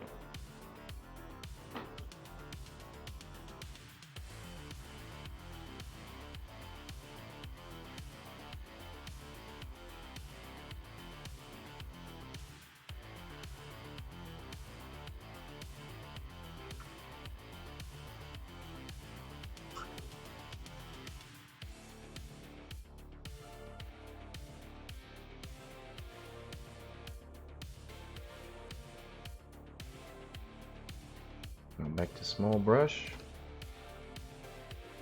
We can give it the treatment.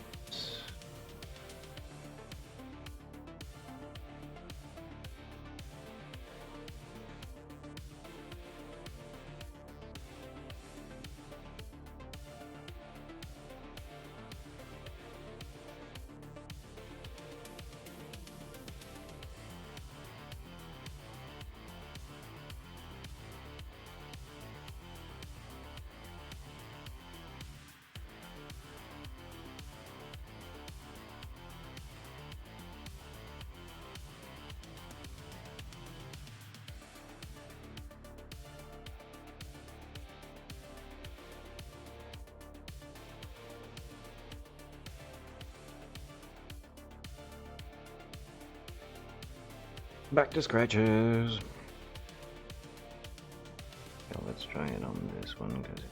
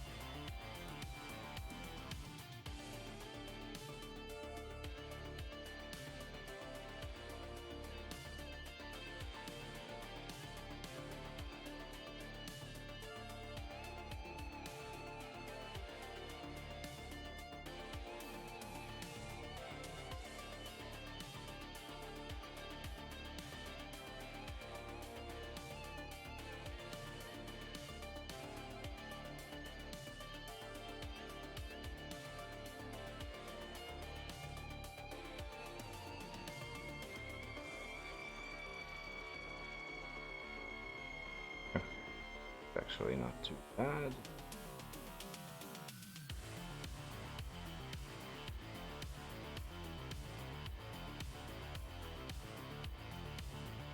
Might have actually gone even even brighter for the scratchies.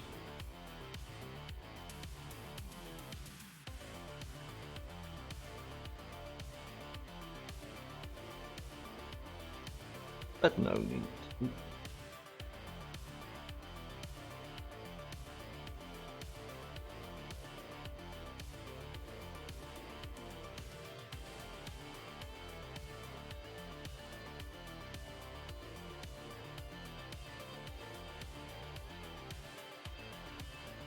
Let's do the opposite side as well.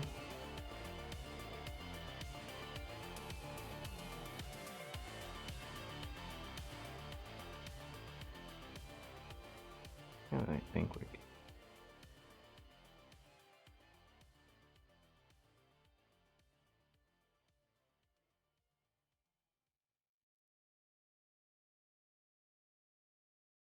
Shove a light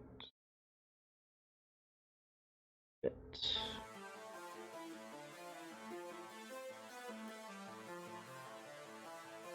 Let's start from the other way around here. No real reason, really. Thanks.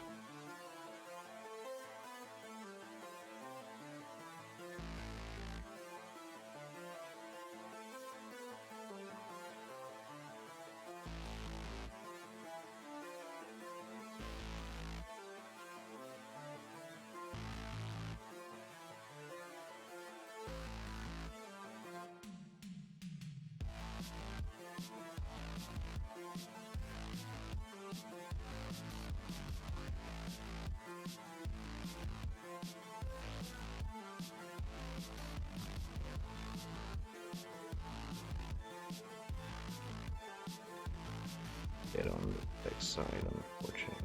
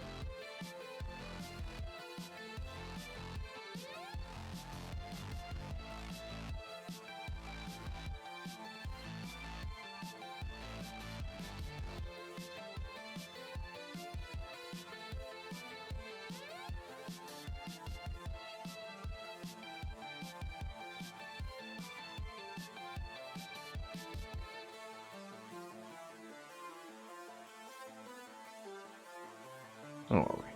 Now, Again, back to the old transparent black.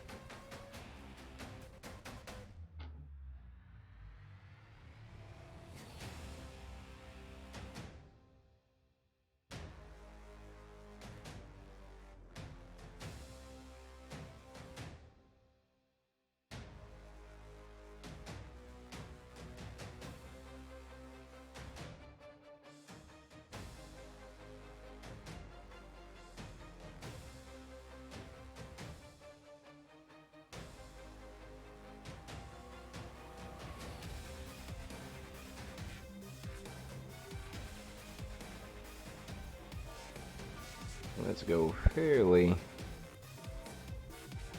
thick here.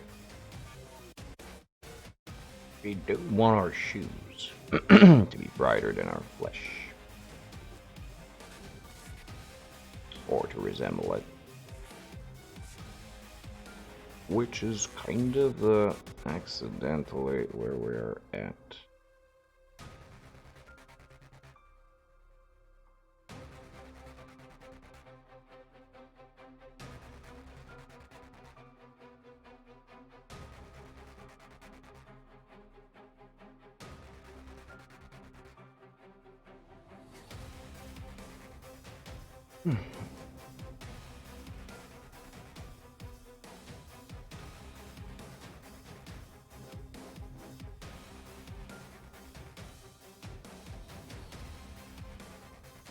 Good if he goes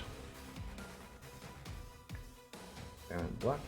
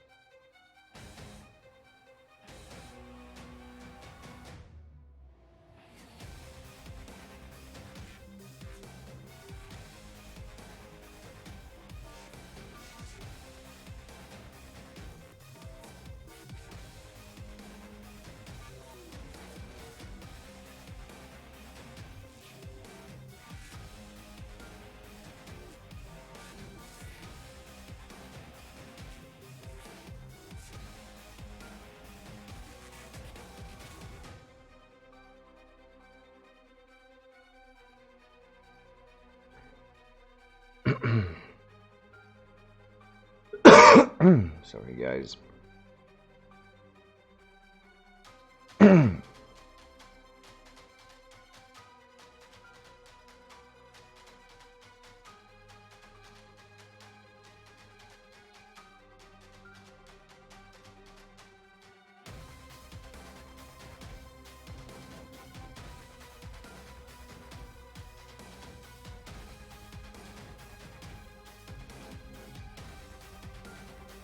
Okay, give it a moment to dry. We'll go over it for one last go.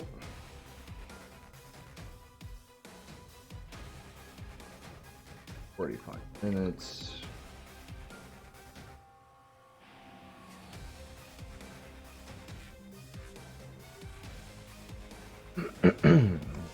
Probably clean up the brown surfaces.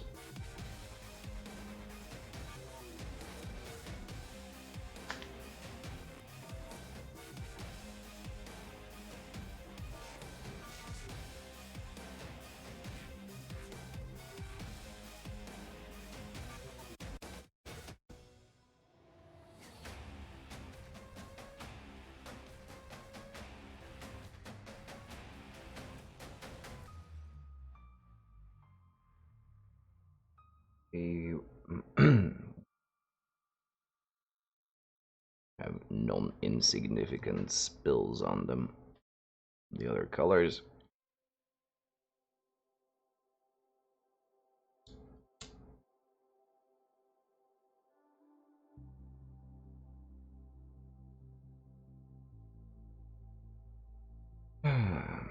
Who is on, by the way? Oh man, lots of people.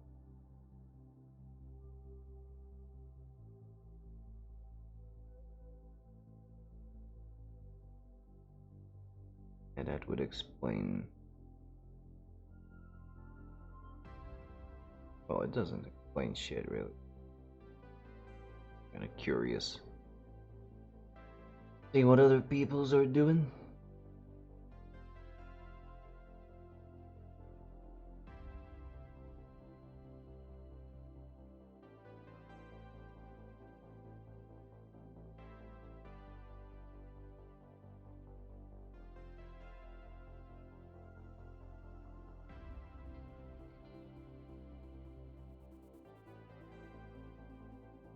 Whoa, okay. Whole bunch of people.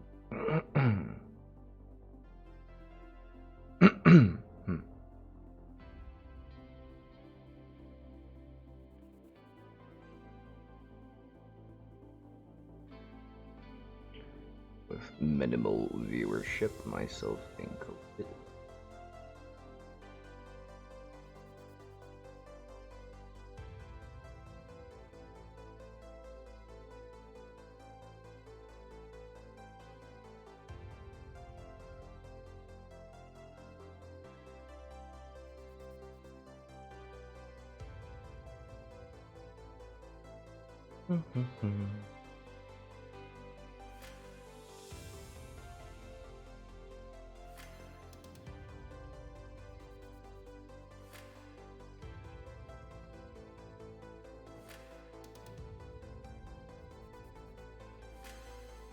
Should I try streaming more often and sort of see? Although it's not sustainable, objectively, the days that I can maintain, I mean, are the ones that I already do. So even if I find out that there are other days that are better, I won't really be able to do much about it in the coming month.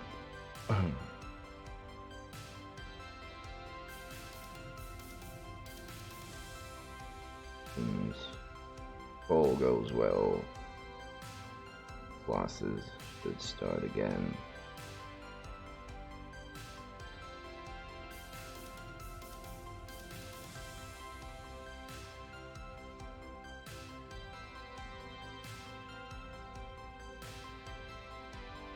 Being an assistant instructor, I will have to attend.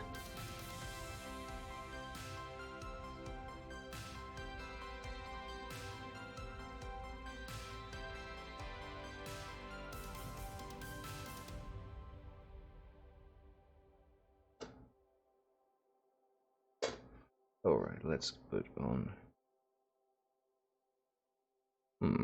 Do we need to put on one more layer?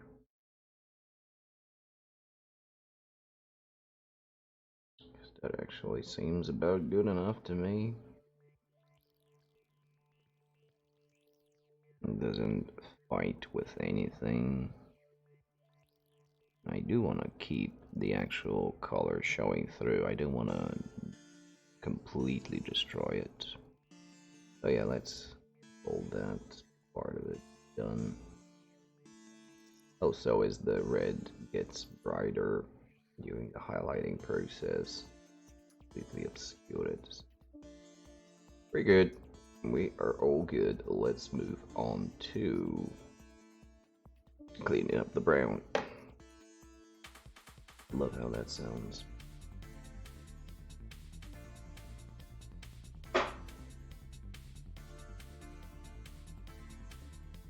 Ooh, Mornfang.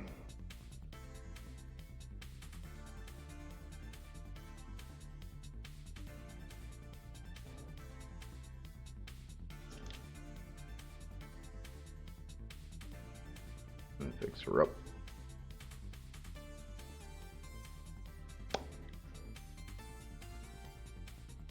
I really need to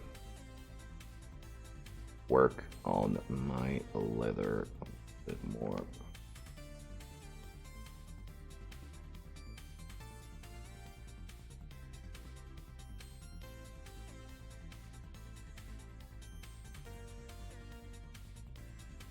Well, I don't completely hate what I'm getting right now.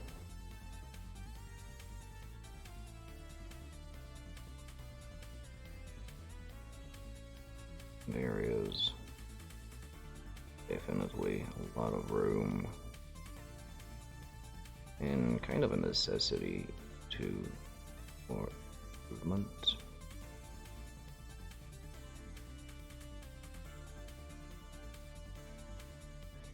I think maybe because when I started trying out leathers, I was actually mixing brown with red. That was with Citadel paints. Coincidentally, I'm using right now. Still for the basis of it.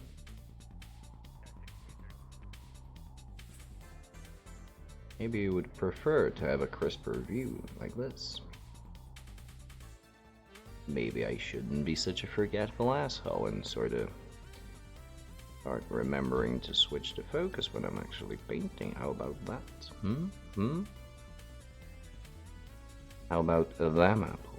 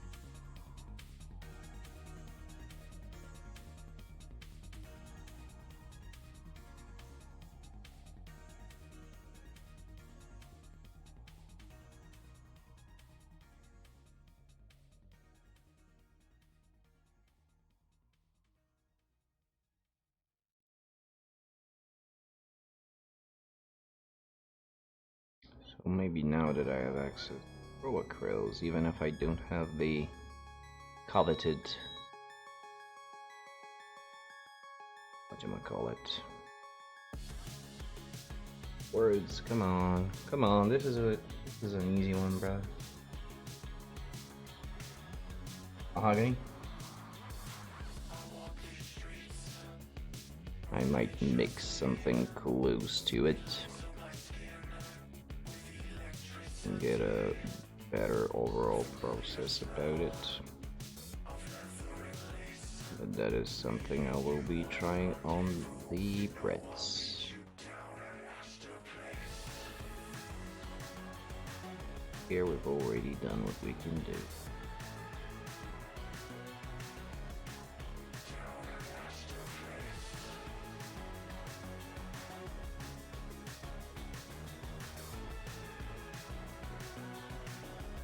I mean, it's not at all too late.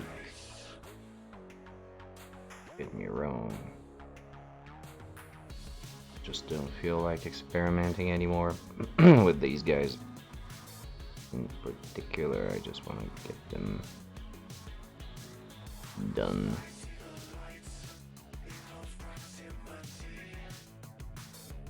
You've been watching me paint them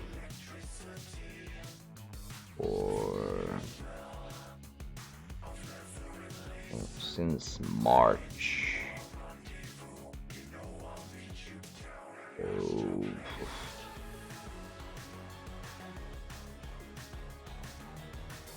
Long time for doing the same old thing, isn't it?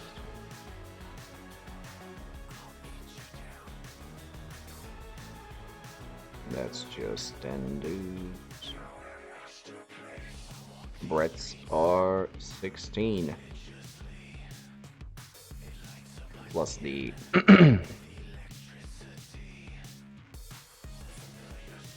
our player who's almost done.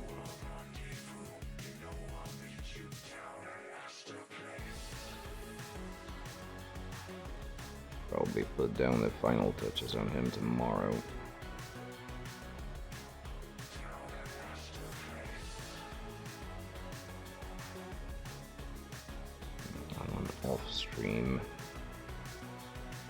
painting time.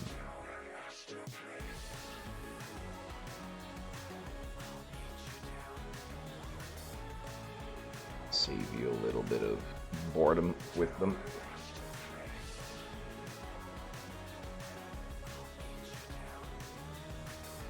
Yeah, well, 6 months of this, really? I'm amazed that there are still people that show up at all.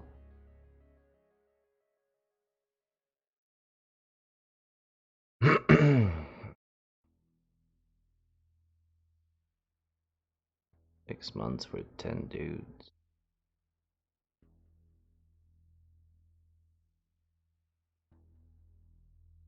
I really need to pick up my speed.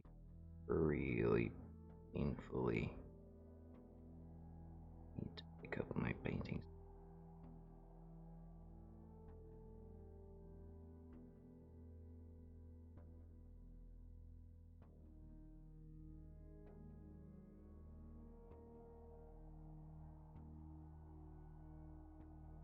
And not just for the streams, like in general. While in this case, with COVID and all that, didn't really impact playtime or anything, but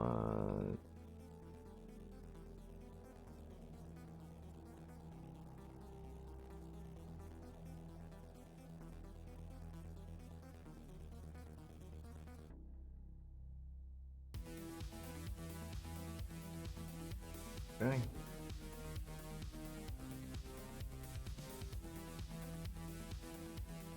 I'm boring you solidly to sleep.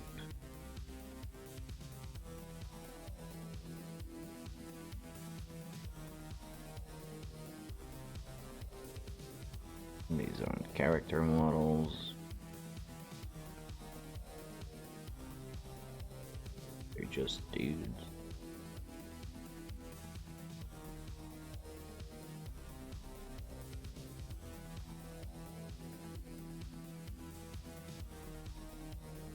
Can I fix this?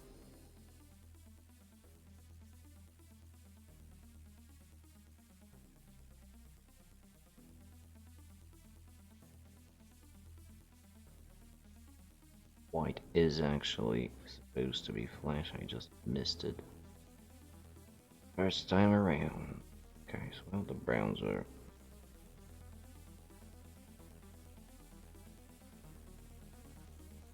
fixed. Yes.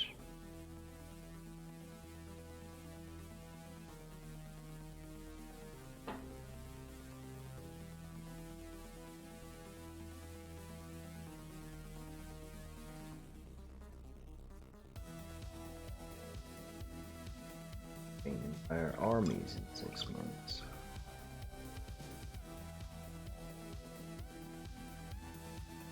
One dude.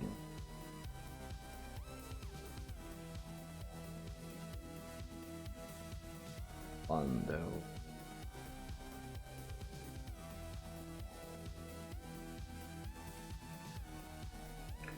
So half an hour. Should I go? Actually, do. How?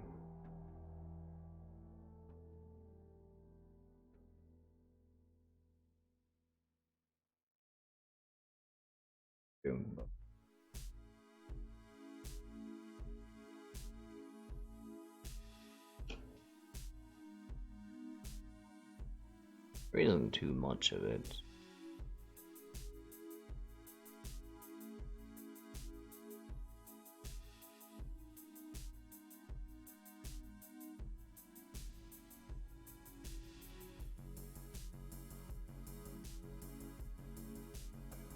Yeah, sure. Let's move on.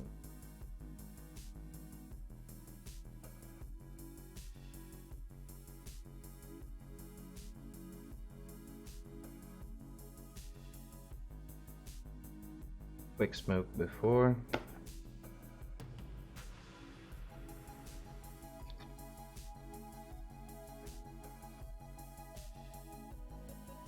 That. Maybe apply the wash. Maybe I'll just go with Caribou for the Crimson this time.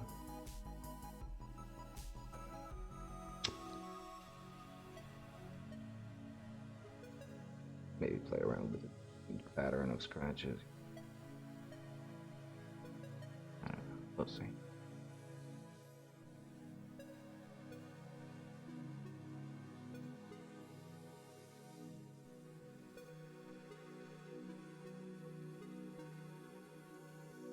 Elbow that I used to hold on the arm that before is getting very sore.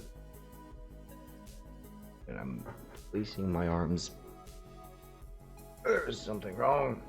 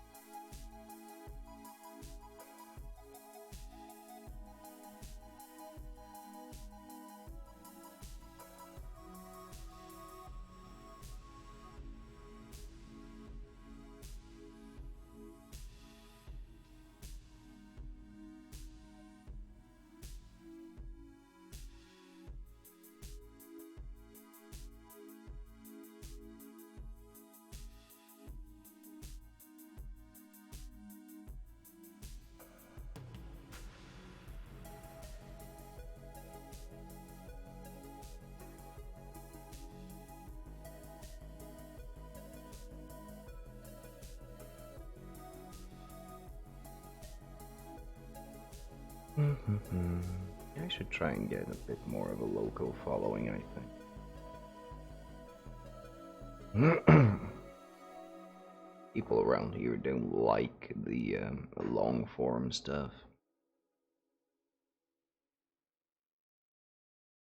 Even if I was a better painter.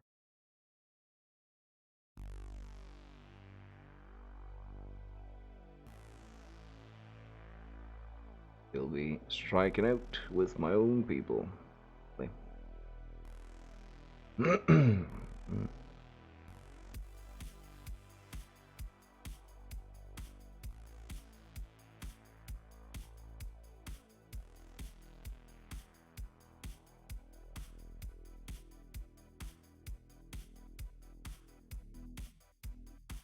Pretty boring stream today. Sorry for that. Guess I'm getting a little bit burned out from doing the same dudes over and over again. I'm gonna try and pick things up and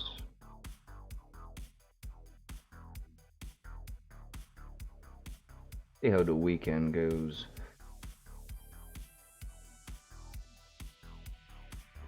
Nothing comes up. We just cuddle up and drudge it along.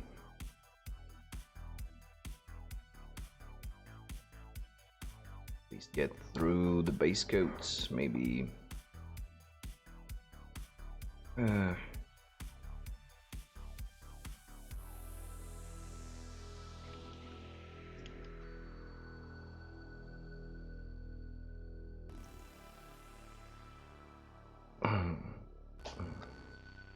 Leave them or leave them. I honestly don't know how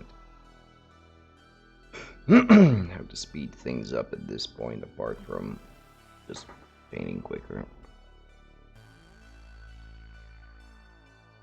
I'm pretty much skipping as many steps as I can already.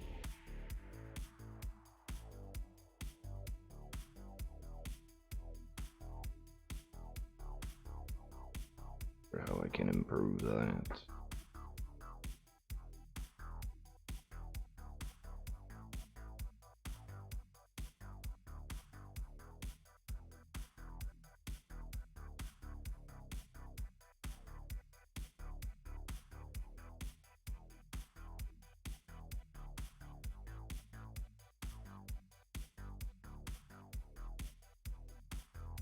These have always been nightmare for me. I need hands, handles.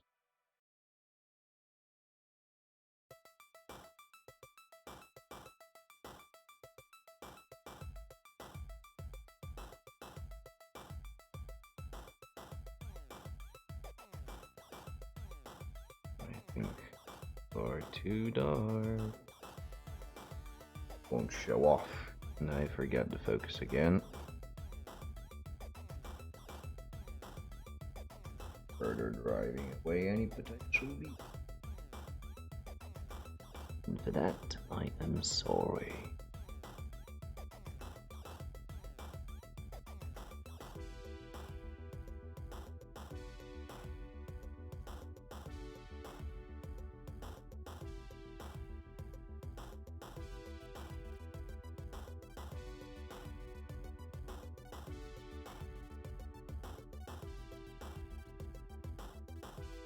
Hope you will find it in your hearts to forgive my ineptitude.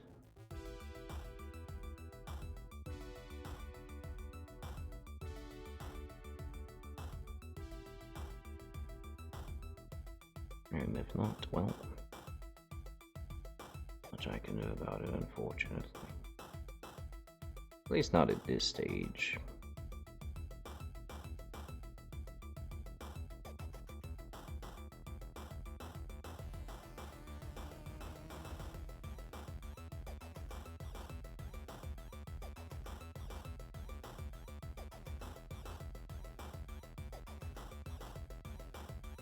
Excited about starting a new season. The Blood Bowl, even though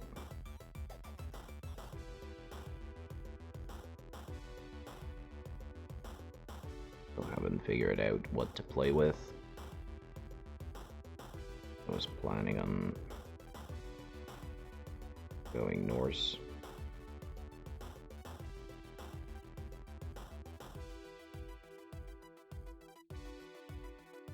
But there are already 2 or 3 other coaches want to try their hands at Norse.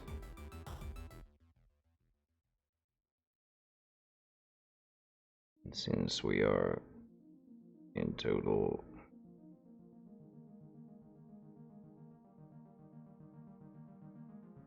7-ish active players,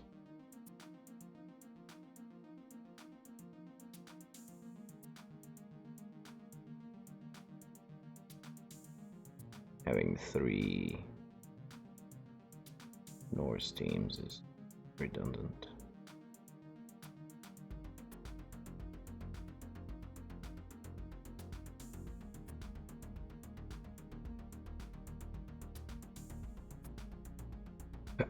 So I'll probably bring it back.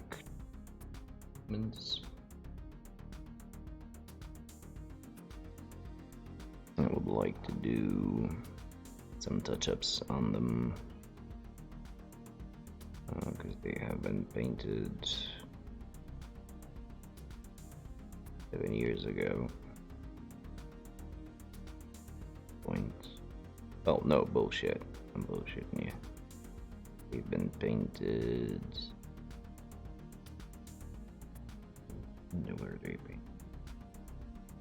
So 2016, 2017, so 3 years ago.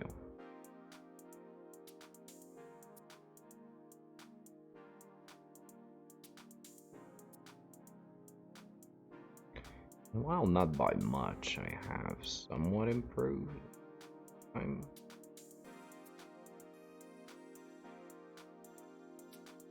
I might spend a little bit of time to touch them up.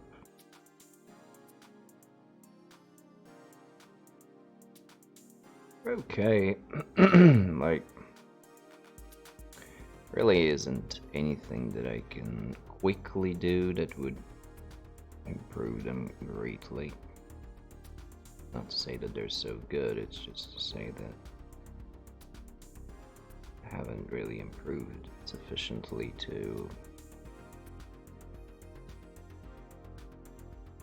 big change. Yo, Kid Checker, what up? Not much. Doing well, thanks for asking. How about yourself? Just talking to myself here a little bit about the upcoming new season of Blood Bowl that we might be playing somewhat soon-ish.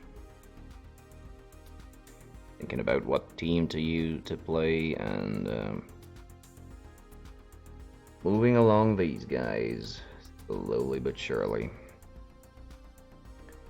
I did finish up with the purple dude, gave him the final touches, a little bit of lining, some more treatments on the metallics, and his first coat of varnish, which was a semi-gloss, a satin varnish.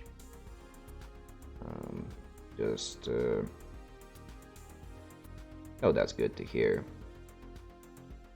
So I'm gonna give him a matte varnish at some point in time, and he will be good to go. Meanwhile, working on the next Deuterino.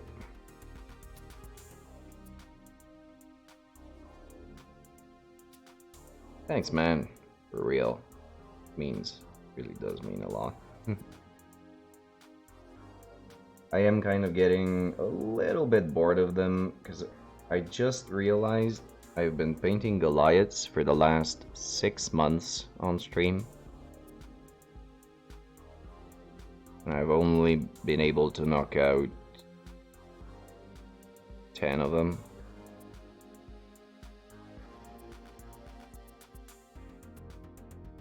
Thankfully, that's all there really is a need for in this game. Like,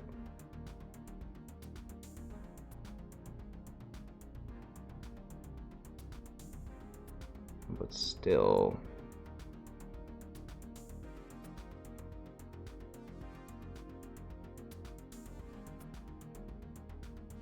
yeah, I tried to make it as fun as possible for myself, like giving them different flesh tones, different colors here and there, so it doesn't keep exactly bogged down the same.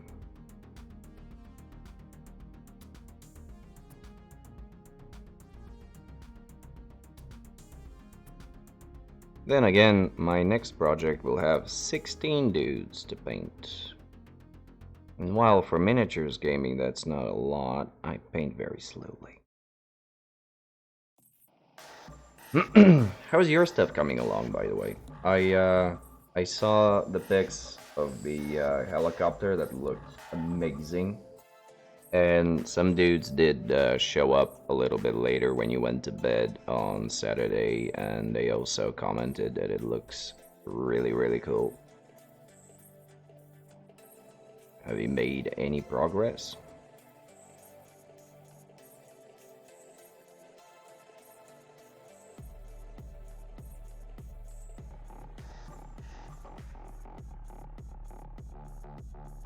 Oh, just for myself, but I will be eventually playing with friends. So they are gonna see some playtime at some point in some future. Because we are having some issues with organizing games. And it's not just the global situation, we are just pretty shitty organization-wise. Nice. Is it going to have some, like, more of a diorama feel, like with multiple models on it, or just a scenic base? Well, by just, it's still nothing to scoff at, but you know.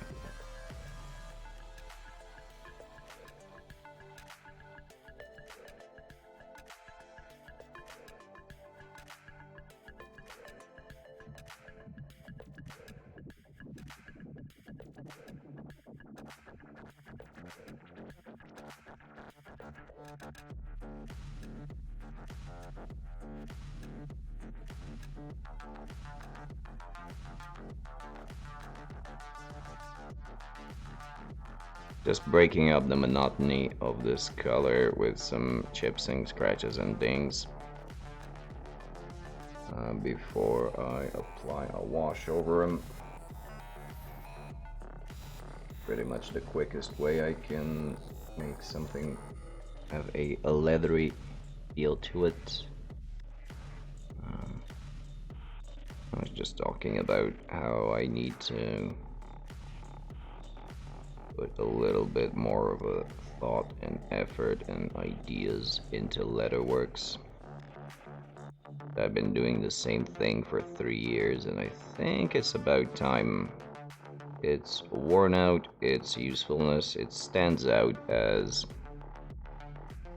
something not as good as the rest of the model, so I need to kick that up a notch at some point, but it is not gonna be for these guys. Scenic base in a desert setting sounds awesome.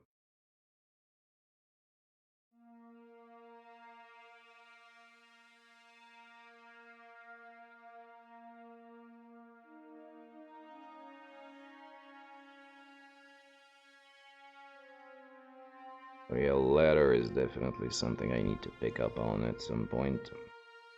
Probably the next project. The actual colors have been bringing me down with it lately. I need to get myself either some mahogany or mix my own.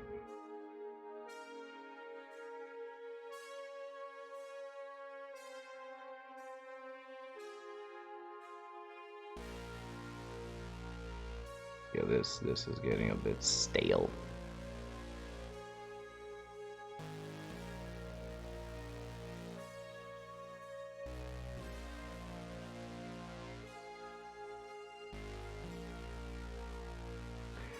These brushes are Monument Hobby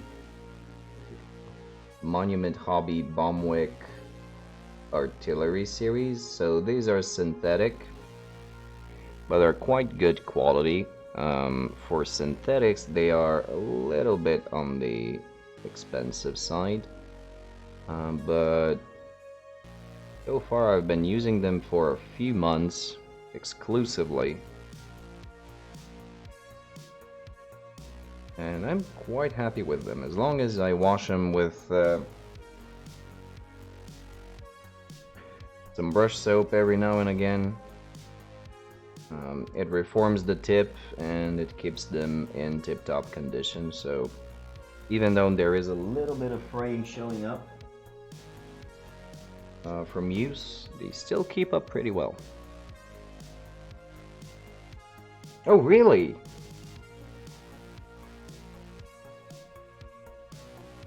It is also, if you're looking for a quicker version of it, there is something called Blitzball that uses a lower model count, a much quicker gameplay style. It involves a lot of cards, and it seems to be a quicker, more approachable rules-wise version of it. So if you don't want to dig into it too deep, because they are going to be coming out with a new edition of the rules. Okay, gotcha. Around the end of the year, probably, they will be releasing a new version with new rules for the main game. So, no need to be in a hurry if you get the idea to get back into it. But I can confirm, like, it's very fun because, for me, miniatures, war games, and the like, whenever it comes down to freeform terrain, yeah, definitely. the miniatures will all be still usable. They're not retiring any of them, but the rules will be a bit different, and the statistics for the players. So you'll be left over with some stuff you probably won't be able to use if you get the starter, the soon-to-be old starter. So personally, I really love the hybrid games that are a cross between your miniatures game and a board game, in that you have your miniatures, but you move them around on a board.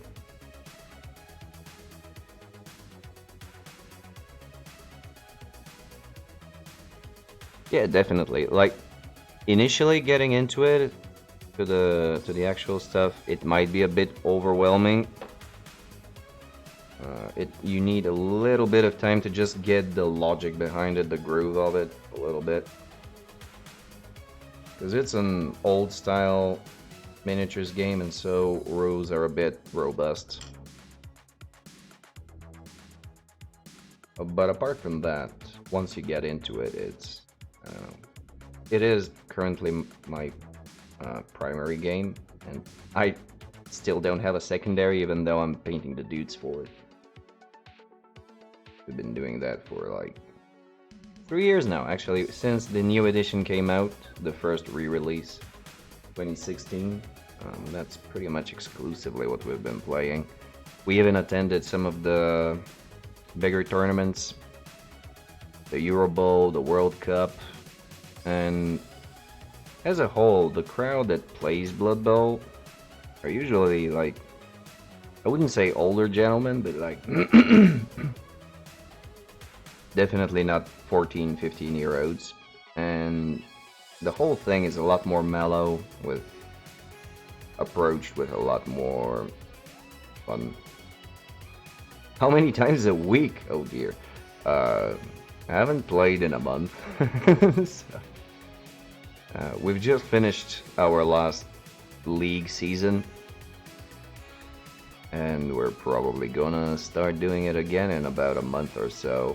But usually getting about, I think, a couple of games a month is the maximum. Yeah. Yeah, we really don't play much. On the other hand, we are hoarding teams and models like it's getting out of style. About 7 teams, maybe 8 or 9. I've painted 3 of them, so yeah, it's slow. But at the end of the day, this is just how I choose to spend my time, my free time, my leisure. It's not a job like you would see a lot of the streamers do, so I get less time to do it, and so skills build up a little bit slower. It's difficult to get people with schedules, with jobs, with families, so it's a bit laid back into the scheduling of things.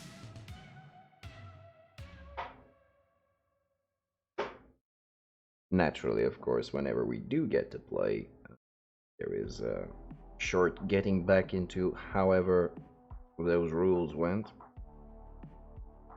but that's usually a quick thing to go through. I did play a little bit more on PC, the Blood Bowl 2 Legendary Edition, because it has some pretty well set up private leagues, and I enlisted in one of the larger European ones. But again, scheduling was very hard.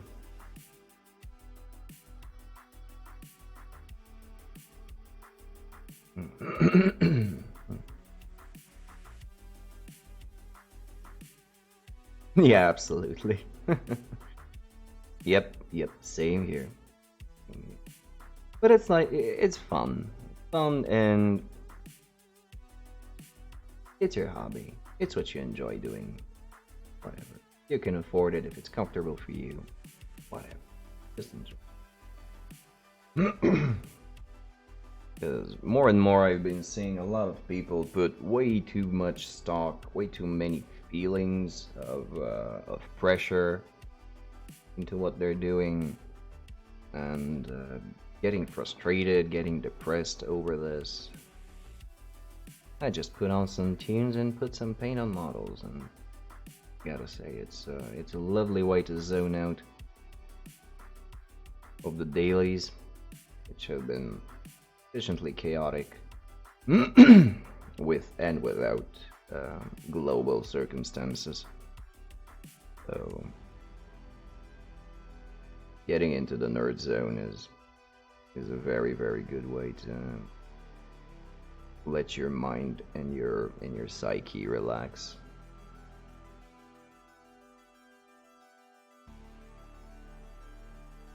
Right, so let's just quickly finish up the letters with some washing.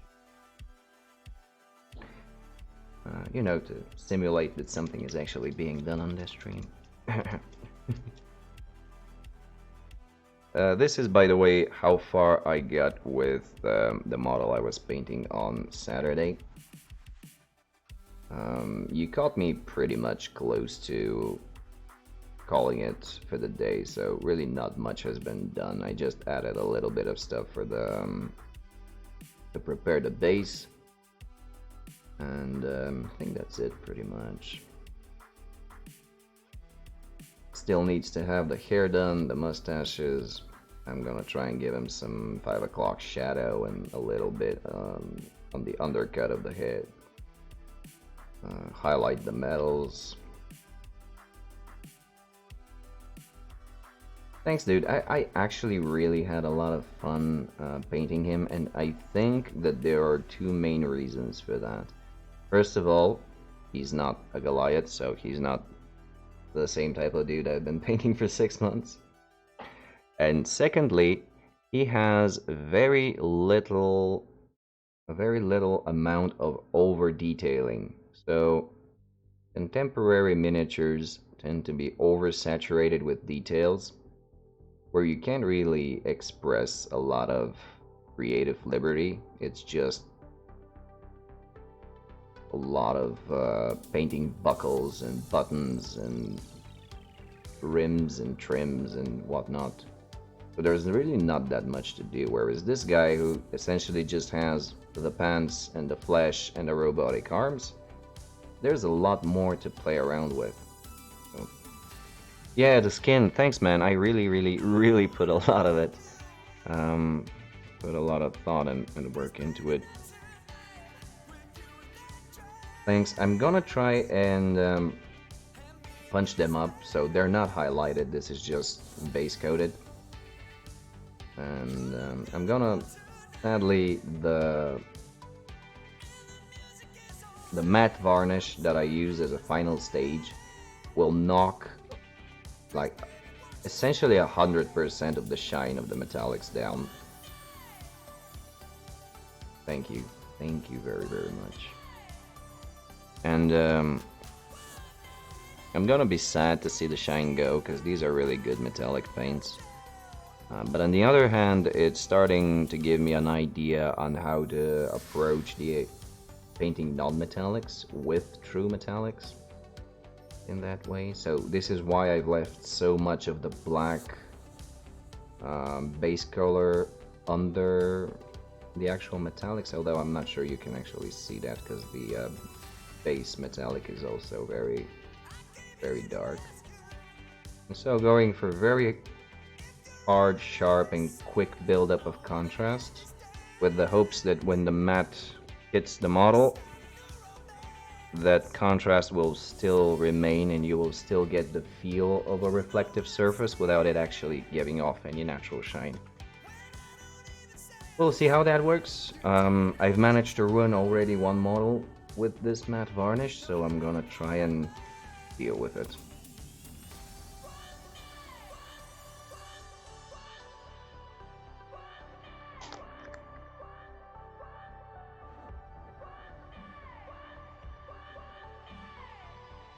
Again, just things to play around with.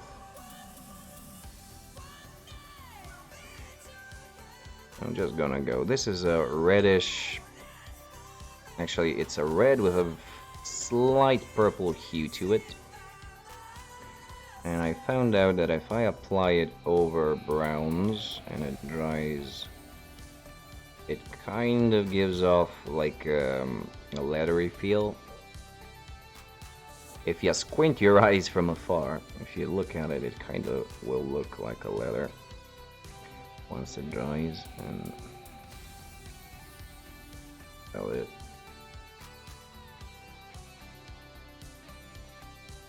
Well, when I start a project, I prefer to finish it, which is why it's been mostly Blood Bowl stuff. But apart from that, so these are for Necromunda. I've painted some War Machine models by Privateer Press. It's a very cool steampunk setting with steampunk mechs and such. I've painted some Warhammer 40k stuff, just a little bit to start things off. There is a Wild West Exodus game, which is a cyberpunk variant of a Wild West, but it uses the classic heroes and villains. So you get Jesse James with a cyborg eye and arms and stuff like that. Actually, cyberpunk cowboys, which is pretty cool. I think so. And I think that's pretty much it. Just a little bit, because naturally that's pretty much how things started. A buddy of mine bought one of the starter sets 7 years ago, and that gave me the courage to buy some stuff. Yeah, I would see how that would fit your general style in terms of larger vehicles. The stories are cool, I gotta say. It does, with time, you kind of get a bit too used to listening to them. Like, it's kind of pretty much the same thing over and over again. So it does get a bit dry at some point. But even so, you can still find enjoyment in it, especially the Horus Heresy trilogy of books and just the whole story in general. Because it focuses on less of the factions, so it can go into deeper detail and actually flesh out some of the characters instead of portraying them as soulless superhero type stuff characters, and breathe a little bit more humanity and character into them. Yes, it is a wash, but it is a acrylic one, so the properties are nowhere near as prominent as they would be on an enamel wash or on an oil.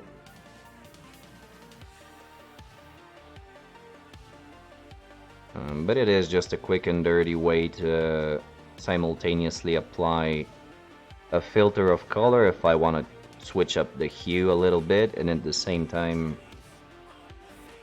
do some crevices shading as well. Since I'm painting flat surfaces here, it's just about the tint. These one in particular are add a little bit of a dirty effect. Not only darken it down, but just make it a little dirty, which kind of what I'm going for specifically for the leathery bits, because I want them to look a little bit more worn. And you can see here that like on the calves, starts to take shape a little bit. Yeah, they are pretty much, I think, among the best things you can get in terms of literary fiction that has come out for the 40k universe. The ones related to Imperial Guard, so the closest thing to realistic armies, I guess you would say. Um, they have some good ones, good stories that might inspire some future projects, even.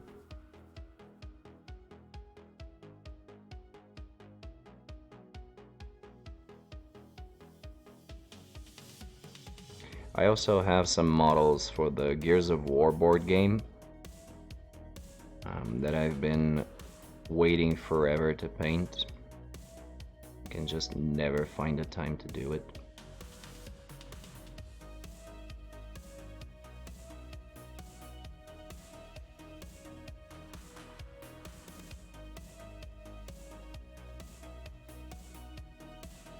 Just going very, very, very slow. Yeah, and it's a red wash over a brown base, so you would expect to see significant changes. And while you might make the argument that right now, if you compare, for instance, the handles on the grenades to the based red parts, I'm going to really highlight those. I'm going to build them up to a very, very, very bright, vibrant, almost orangish color, kind of like this guy here again, just for comparison. And you can see that it doesn't seem as similar, so it's a completely different view of it. So it works out in the end. It's just this in between so-called garbage phase, where everything sort of looks a little bit like shit. But we're moving on. Getting things in the works. I've been having a little bit extra time to play around with models lately. But next month we'll probably be starting the classes, because one of my other hobbies is martial arts, and I'm an instructor for some kids.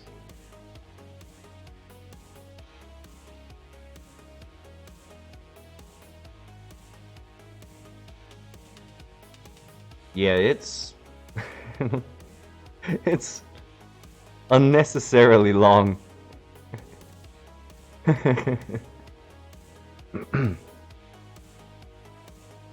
I mean, it's fairly close to what you're doing, really. It's just the manual buildup of highlights is what's bringing it down for time-wise. Apart from that, so it's the same. And most of it is, like I said on Saturday, we've actually taken a lot of tips and tricks from scale model techniques.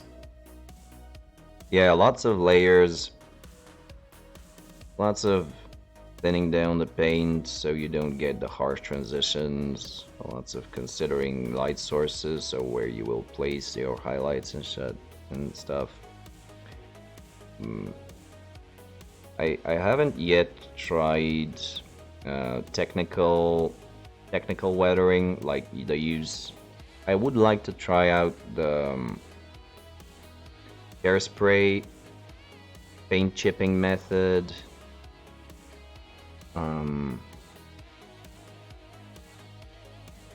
That looks cool. I also want to get into pigments a little bit more for basing and for also adding streaks of grime and pretty much more stuff surrounding. I want to expand my tool set, let's just say that.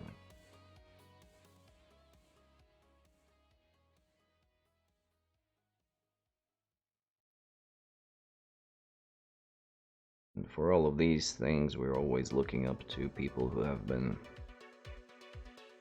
like model trains, scale modeling for tanks and other military crafts.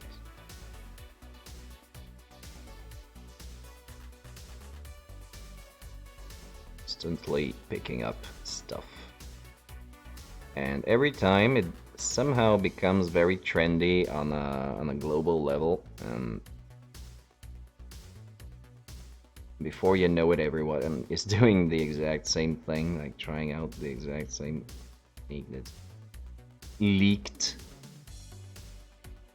into the community and whatnot. I think that's it though. All of the letters done. A little bit here. If I put too many layers on this, the red will become way too prevalent over the brown, and I'm kind of using the transparency of the wash to make confuse the eye and see it not as a red over a brown, but as a reddish brown. Anyway,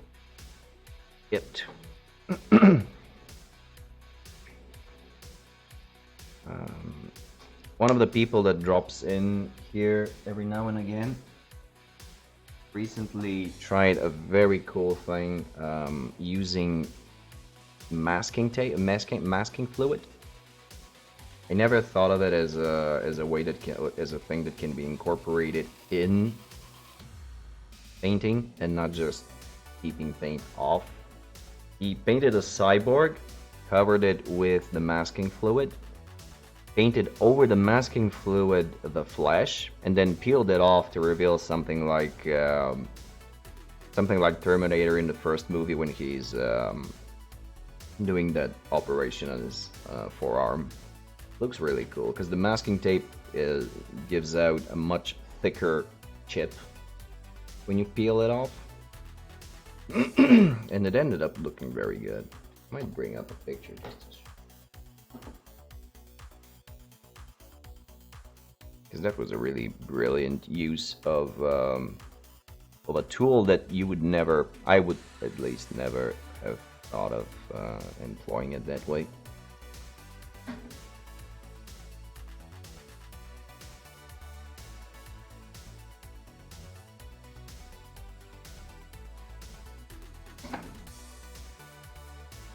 Yeah, just to show you.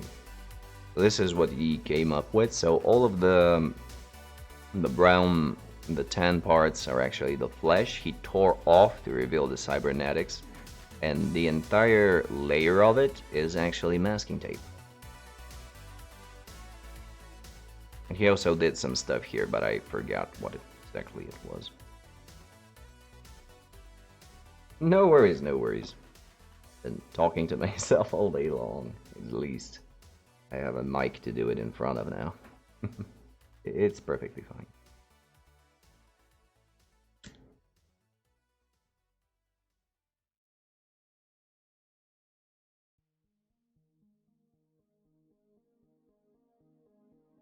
Yeah, like I said, so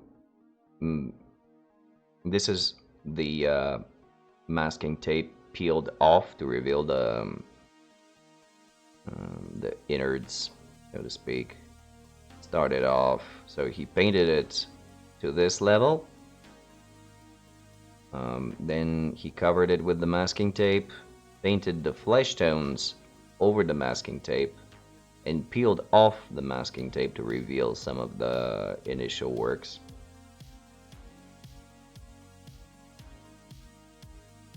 So a very cool idea. I would like to think about incorporating some of that. And somehow he managed to put some lights into it as well. Yeah, crazy, crazy stuff. As long as you have the imagination. Nowadays we have more than enough tools to bring about pretty much anything our imagination can come up with.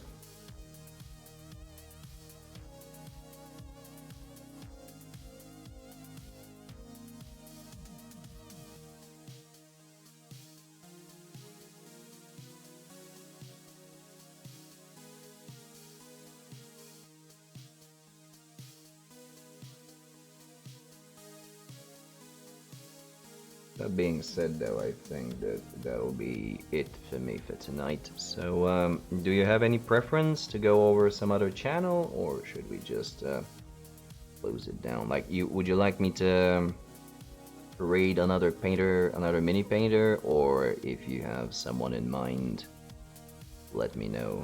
You can go over and say hello.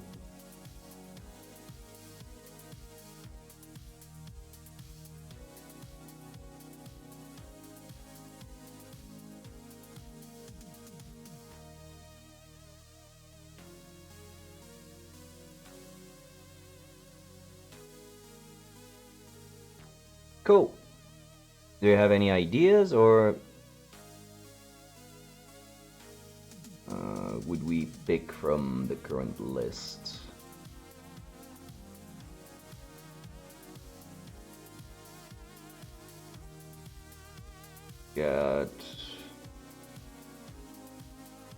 We got some 40k stuff, some Warcaster, Necrons.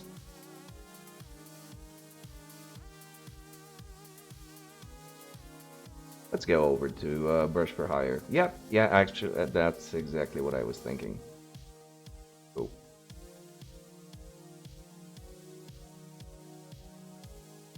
Alright, let's just get in the command.